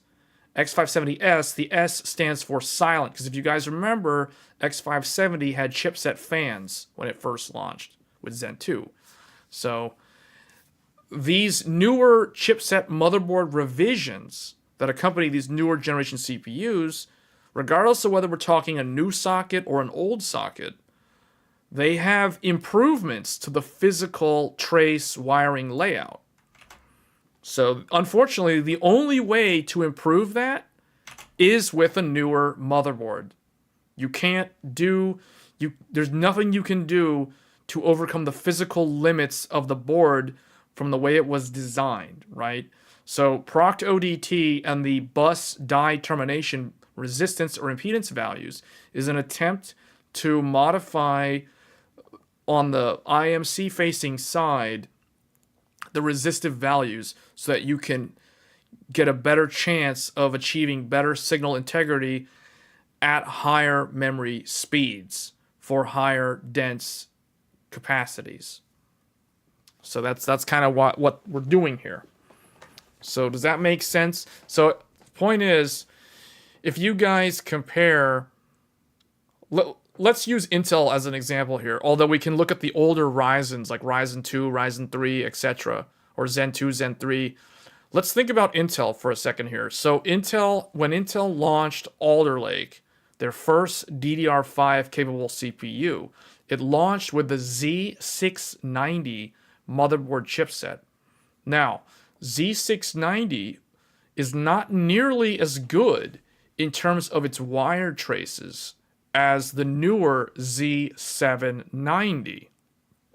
Meaning, if you have a 13900K CPU like this one right here, and you pair it up with a DDR5 Z690 motherboard, the highest speed you'll be able to achieve is not going to be able to match the potential higher speed you could get with a Z790 motherboard, because Z790 had superior trace wire layouts based off of the design. Basically, Asus, MSI, Gigabyte, ASRock, they all learned from their previous Z690 on how to improve the trace layouts for Intel's memory controller. So we're going to see a very similar thing happen later this year with Zen 5. With the, I'm assuming it's going to be X770 or whatever it ends up being called versus the existing X670. So let's get into these values here. So this is kind of the secret sauce now as to how to get the 4 sticks of dual rank at higher speed, or at like 6,000 for 128 gigs or 192 gigs. So the first one, proc ODT, 48 ohms is the middle of the road, so I recommend that. Then there's going to be proc CADS. Now, I don't know what the CADS stands for. I know that the DS stands for drive strength, but I don't know what the CA stands for. Now, this one, I have found that 30 ohms is the most optimal value to be able to get 6,000 mega transfers on 128 gigs, and this also holds true for 192 gigs. Now notice 30 ohms is a relatively low impedance value. So that's a low number. In fact, I don't think you can go much lower than 30 ohms. So what that means is we are lowering the resistance of the bus termination wire from the IMC so that the signal launch power is better. It gets a better signal across that initial trace so that even if it incurs high resistance across the motherboard as it goes toward the RAM, it's still able to minimize that loss, at least from the portion of it on the CPU side. During the memory training step, would it be possible for the system to test a bunch of different values for all the settings? That's exactly what happens. That's what it's doing. So while it's doing memory training, it is attempting these different. Well, I don't know about proc ODT. I would assume that it does test these values, because why are they set to auto by default, right? So I assume that it's testing all these values. But the thing is, I think that the way that memory training is designed, at least for the motherboards that exist today, they're very conservative in what they actually attempt to set the values to. So as an example here, proc CADS at 30 ohms is relatively low impedance. In fact, I think it's kind of on the lower end threshold. It's the lower range of the actual values that you can configure in the BIOS.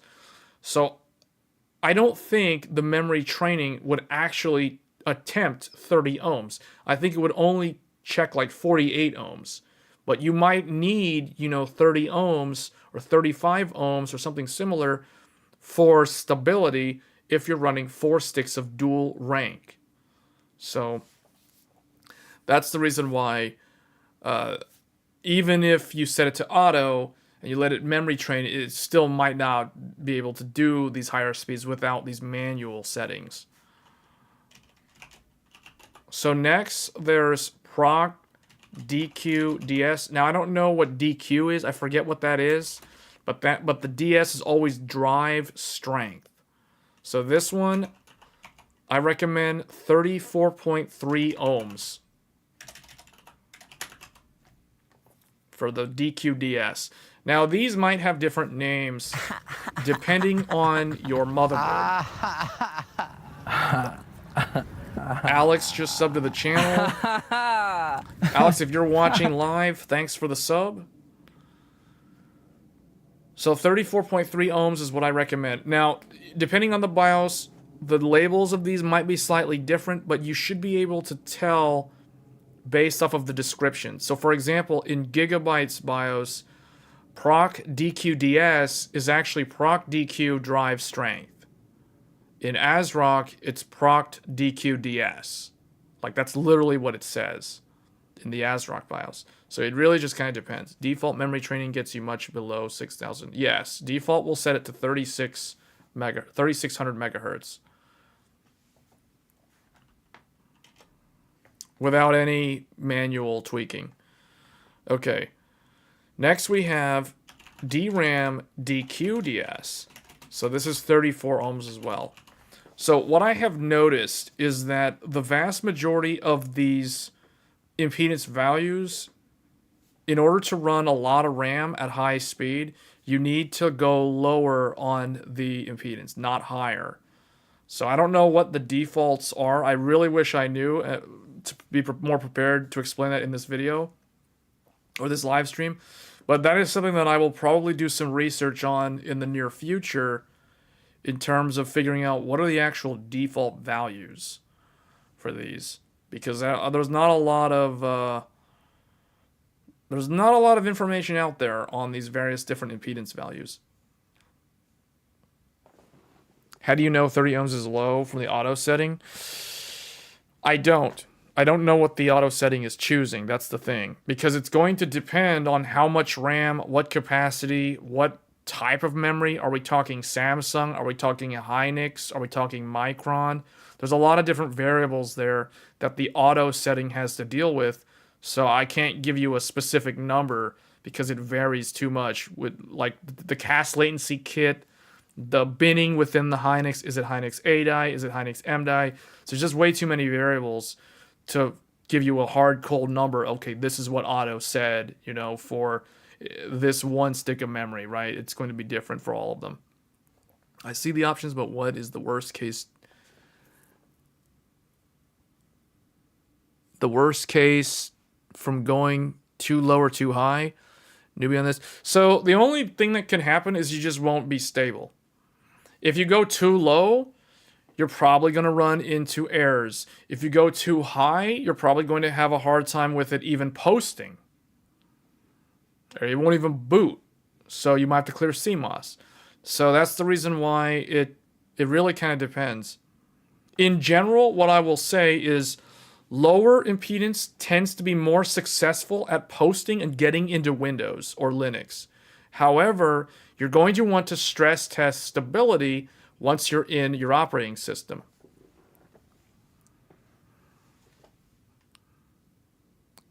You have multi of these options in the Asus ROG Strix E-E. Yeah, we're gonna go over the entire list. I'm gonna cover all of them, so we're just slowly going through. But keep these comments coming because I mean, even though it's stalling, there's probably people in the chat that are like, man, can these guys quit asking questions? Just show me the settings. There's probably people that are like that. But this is educational because there's not a whole lot of info on this specific topic. There's not a lot of other overclocking channels that have ever gone into this sort of detail on impedance and what that means and how you relate that to an IMC in a CPU and the actual DRAM. So theoretically, the motherboard manufacturers could change the memory training step to test. Yes, they could. They could. It's dependent on the motherboard's BIOS. Okay, the CPU has its own, like... The CPU can do whatever the motherboard sets it to do, right? But the thing is, obviously there's a fixed range. You know, like you can't do some insane impedance number and then try to set it to like, you know, 8,000 megahertz or whatever. Which in the future video, I am going to be covering like 8,000 megahertz. If people are interested in that, that will definitely be on a lower capacity. But for people that want to see like 8,000, because 8,000 is very doable on AM5. It's actually not that hard, contrary to what you may have heard elsewhere. What we're talking about is actually much harder to do than take 2 sticks of memory and run them at 8,000 megahertz. Let me repeat that for those that don't know. 4 sticks running 128 gigs or 192 gigs of memory at 6,000 megahertz or megatransfers is harder to do than taking 2 sticks of single rank, so aka like 2x 16, like 32 gigs, or 2x 24, 48 gigs max. Taking 2 of those and running those at 8,000 megatransfers, that is like not that hard to do anymore compared to what we're talking about. You don't have to do anything with the impedance if you want to do that. So just wanted to point that out. Because there's not a lot of content on that topic either. But I do plan to address that in a future video later on. But I know that there's a lot of people out there that want to run 4 sticks of RAM and high density. So 128 gigs or 192 gigs. And they're probably like, how come there's no way to do it, right? Well, it is possible. You just have to understand the whole impedance thing. But this is something that will mature with the next generation of CPU and newer RAM revisions, newer motherboards, etc. will fix all these problems. But we're living in the here and now, so if you want to go fast now with a lot of RAM, this is what you have to understand to do if you actually want to achieve these goals. Multi-version of these options, like 2 different... Yeah, that's because there's 2 different... There's 2 different channels, memory channels. Okay, so the next one here, RTT nominal write. So the RTT nom WR, WR means write. Nom I think is the nominal. So this is basically like the what do they call it? The modulation of the signaling. So in this case, we're doing return 0. I forget, the Q is either like a QAM or something, like the modulation scheme. So return 0, 4, which is about 60 in terms of the, I think the ohms value is given in parentheses on the Gigabyte BIOS, but this is the setting that I used. So let me move this over a little bit. So now we're on nominal write.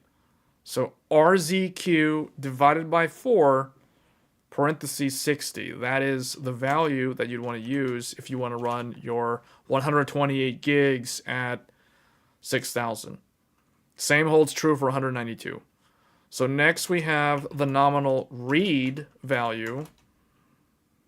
This one is going to be the exact same thing. So why are we doing them the same? Because for every write or every read, memory read operation, there's memory write operation. Like if you write to memory, you're going to have to read from memory.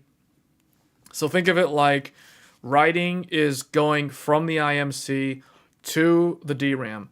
Reading is reading something from the DRAM back to the IMC. Then we have RTT WT.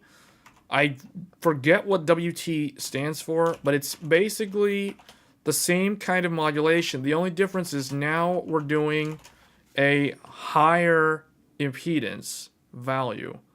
I think about 120. So I think all of these should be the same regardless of motherboard manufacturer. They might have slightly different descriptions for the last part of the acronym. So for example, the first two, proc CADS, the DS is drive strength. So your motherboard might say proc CA, and then it'll just say drive strength. So that's that first one, that's 30 ohms.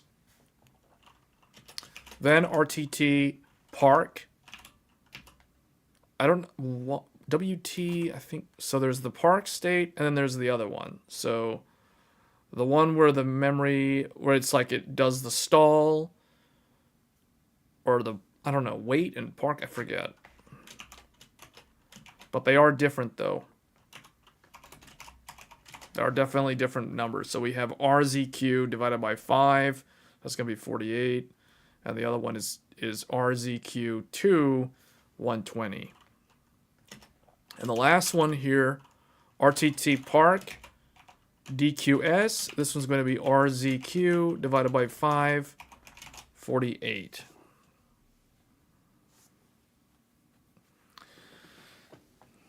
You'll be limited by the motherboard. Yeah, that's true.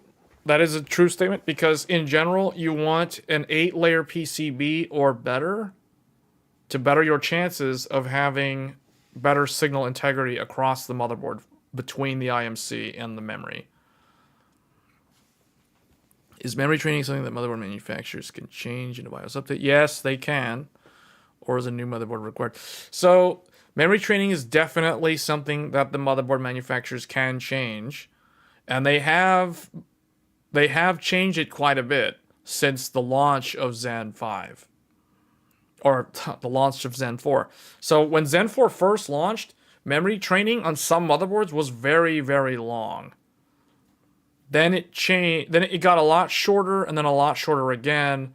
Back in like May of last year, it finally got where it is now, where it's actually not that bad anymore.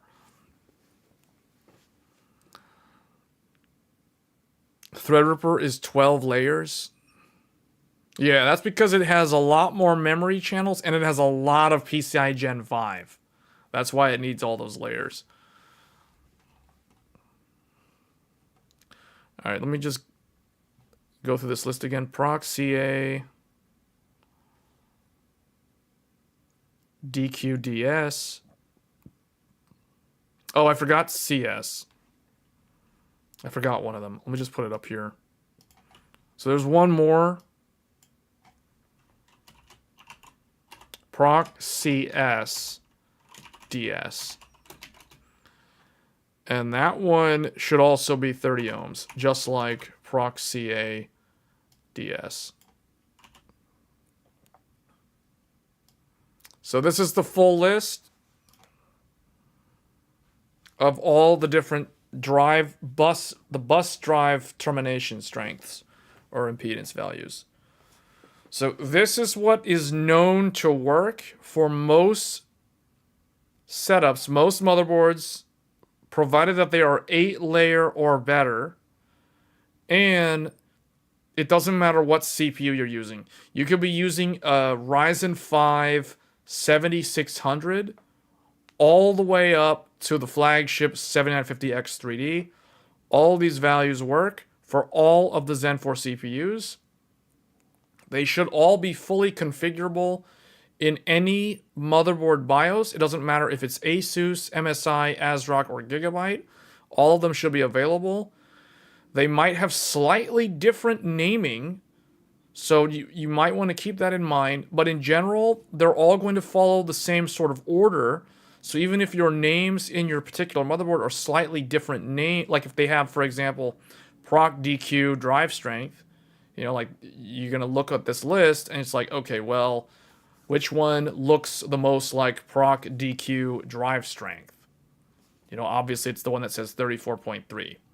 So the other thing too, just to check, like when you go into this BIOS menu and you're trying to select the values, the menu options will only be relevant based off of the format. So for example, if I'm trying to modify, say, RTT nominal right in the BIOS, if I open the drop-down menu to set it to something, I'm only going to see RZQ divided by some number and some number in parentheses. I'm not going to see, you know, like 30 ohms as a choice for that one, right? Likewise, for ProctODT, I'm only going to see values in ohms in the actual list. I'm not going to see some weird stuff like RZQ divided by 4 and some number in parentheses for ProctODT.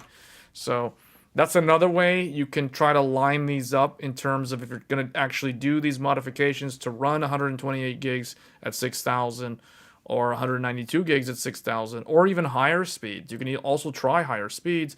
At some point, I'm going to try 6400 megahertz in Gear 2 mode and see if that works. But that's probably going to be future content at this point.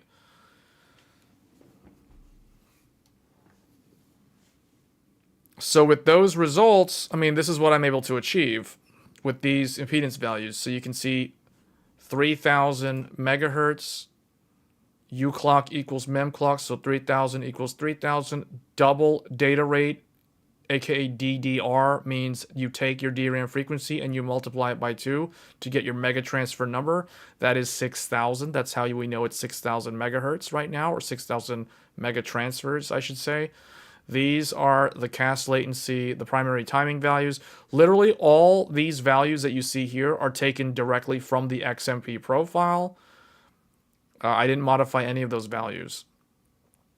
They're all just based off of the XMP profile. And that's basically it.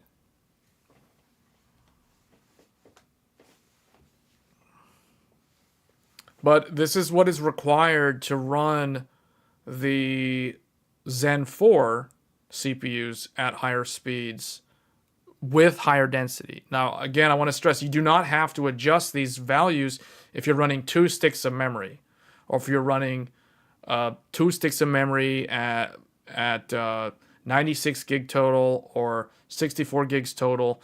You don't need to do any of these changes to the impedance values. You only need to do this if you want to run 4 sticks of dual rank, so that's 128 or 192, at higher speeds than 3600 or 4800 megahertz. Because typically 4800 megatransfers works with the stock auto values for ProctODT and all these other numbers here. But as soon as you go above 4800, then you have to start manually playing around with these impedance values.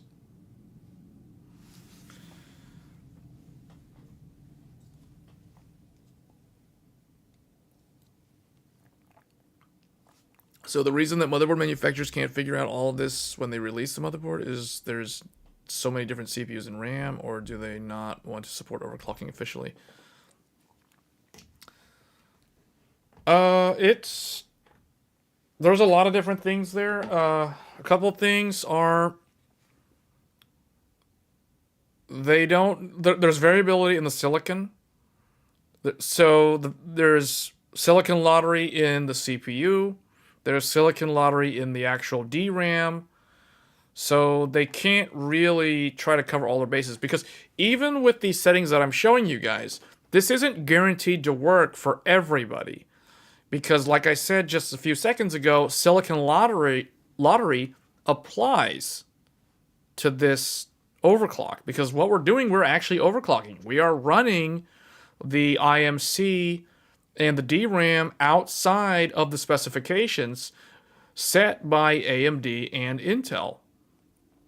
Both of them have said very clearly in their documentation that the maximum supported speed for 192 or 128 is 3600 megatransfers.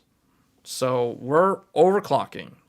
And the motherboard manufacturers, they built their motherboards to handle at least the stock configuration. And in some cases, they attempt to do above and beyond. And hence, that's the reason why when you look at the QVL list for whatever motherboard you're considering or whatever motherboard you have, you'll see various different RAM kits running at various different speeds.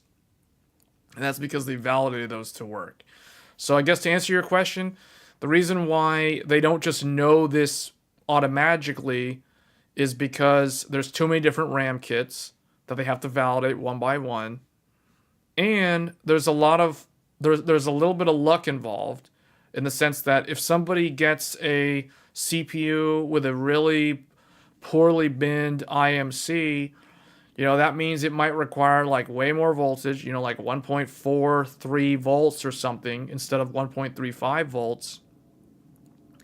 And you may have to use different values than what's shown here. Like maybe proc ODT needs to be lower than 48. But maybe if you run this DQDS at 34, maybe you need to raise one of these other ones. So what I have found is this is kind of like a good average. This kind of covers what I would consider the 40 to 50 percentile of CPUs should be able to run 6,128 gigs of memory at these impedance values. Does overclocking actually shorten the life of components? So, no. Well, no and yes. The only way you can shorten the lifespan of the components is by running the voltages too high. With higher voltage, you run at higher temperatures, you run at higher power consumption, you run at higher heat loads. So if you don't have adequate cooling and you're running at higher voltages, if you're using static voltages, which I never recommend static voltages. You may see other overclockers setting static voltages. I never use static voltages for a 24/7 daily driver computer because that is a good way to shorten the lifespan of the components, regardless of whether you're doing overclocking or not. So, in general, if you overclock the way I have shown it, you're not going to lower the lifespan of the components because I maintain power saving. I run the operating system in balanced mode. I keep C states enabled. So if the computer is idling, it's going to be running at a much lower voltage. It's going to be using way less power. Okay, but for this setup, you don't change voltage settings at all. Yes, we do change the voltage settings. We mentioned that at the beginning of the live stream. Or not the beginning, but like at the start of this. We change the voltages. You only change specific voltages. VDD, VDDQ, VDDIO MEM, those need to be 1.35. And VSOC needs to be 1.2. If 1.35 is not working, depending on your memory kit, you might need 1.4. Yeah, these are what I'm using. 1.35, 1.2.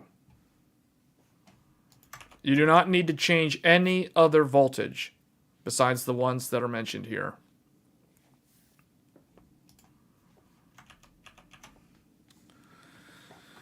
So again, if you have not watched the video that I uploaded earlier today, I encourage everybody to go back and watch that video. That video goes in depth on, it actually shows all the steps.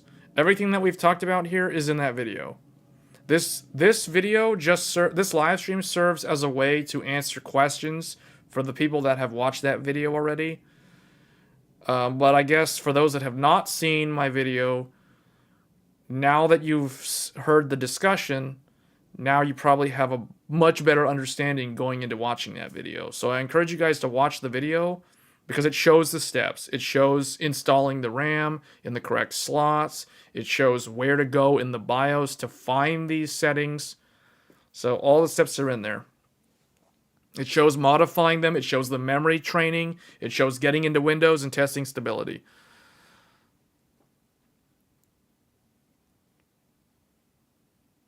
Well, I'm glad to hear that. I'm glad to hear that, Bob. So if you're not subscribed to the channel, go ahead and get subscribed to the channel because this is basically what we do. If you like this kind of content, you're going to see more of this kind of content from time to time on this channel. So, and I do plan to cover 8,000 mega transfers on DDR5 at some point in the future. Maybe sooner rather than later now that I think about it, because I think there's a lot of interest in DDR5, and more so, there's a lack. There's just a straight up lack of content on this subject of DDR5 overclocking. There's not a lot of variety of, even within the overclocking community, there's not enough people talking about these specific settings, these specific topics. You know, you might see Buildzoid. Buildzoid's cool. Like, he'll just go and overclock for, like, world records. But, you know, that's not really practical for a lot of people that just want to run 128 gigs of RAM at, like, 6,000 mega transfers.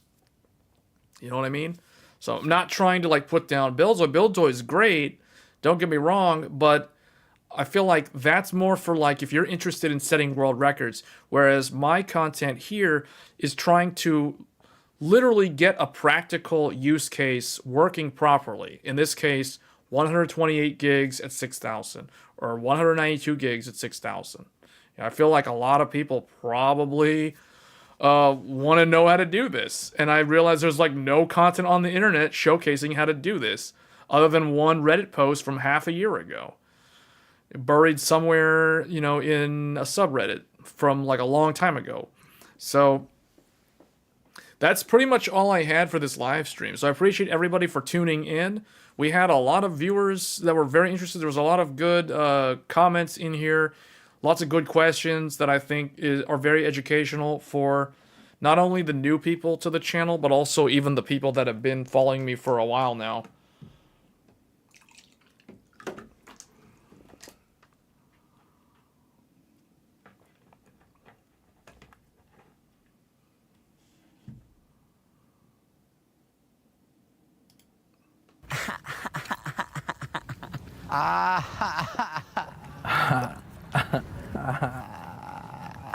Qian Win just subscribed to the channel. If you're in the chat or if you're just lurking, thanks for the subscribe. It's really good at helping me out. I don't have a lot of subs. This is a very small channel, so every sub counts. So I encourage you guys, if you like this sort of educational format, this in-depth coverage on topics like RAM overclocking, GPU overclocking, CPU overclocking even. We did some of that like last year. I may cover that again in the near future, but it just kind of depends on what the audience wants to see on the subject of overclocking.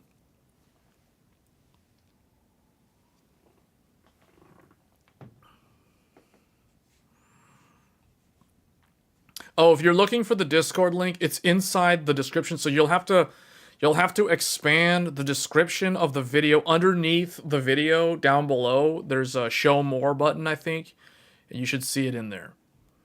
If you're looking to join the Discord for more like overclocking tips and tricks and that sort of thing.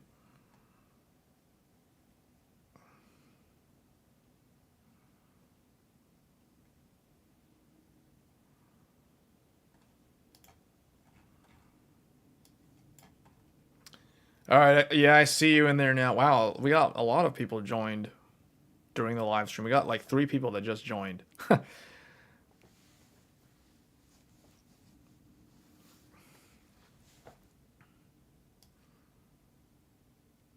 But if you're not subscribed to the channel, the YouTube channel, definitely subscribe to the YouTube channel because that does help.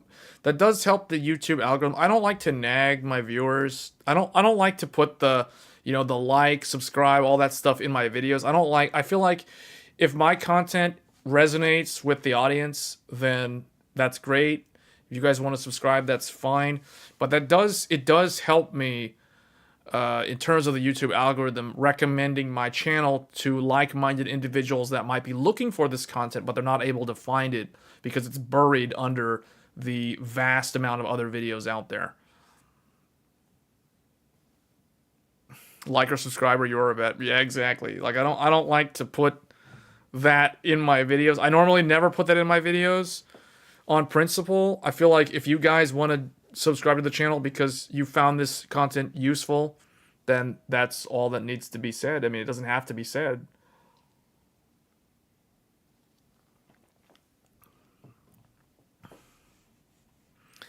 But that's pretty much it for this live stream. So the next topic, so I guess at some point I will look at 8,000 mega transfers on 48 gigabytes for those that are interested in that. I don't think that's going to be that hard to do though, but that's just going to be a future topic. And then I'm also going to be talking about USB 4 specification, specifically the ASMedia 4242 chipset that it's starting to show up now from the motherboard manufacturers. And we're also going to be looking at capture cards. So AverMedia has released a new internal capture card. I'll probably be doing a couple of videos on that. I already made a video, but I haven't uploaded it because I was not really happy with how that video turned out. So I'm probably going to redo the videos, if that makes sense. But that's going to be on the topic of AverMedia's Live Gamer Ultra 2.1 and the Live Gamer 4K 2.1. So if you're interested in capture card, this is more for those that are trying to figure out how to like get into live streaming or how to do something like dual PC stream, or how to like stream a PlayStation 5 game or a console, any console really, like a pro, not like using the built-in app within the console itself. So I'm going to focus on some of those videos in the near future here. Am I going to join the VC after the stream? I mean, I can join. I have a little bit of, yeah, I can probably join for like 20 minutes or so. So I'll do that here in a little bit. So all right, guys, that's it for the stream. Hopefully you learned something from this, because I feel like this is probably the only video on the internet talking about all these different impedance values and breaking it down in physics concepts, you know, like this. So anyway, that's gonna be it for the stream. Good night, everyone. I will catch you guys on Thursday evening this coming week for the next episode of This Week in Tech. Until then, take care, and I'll catch you guys next time. Thanks.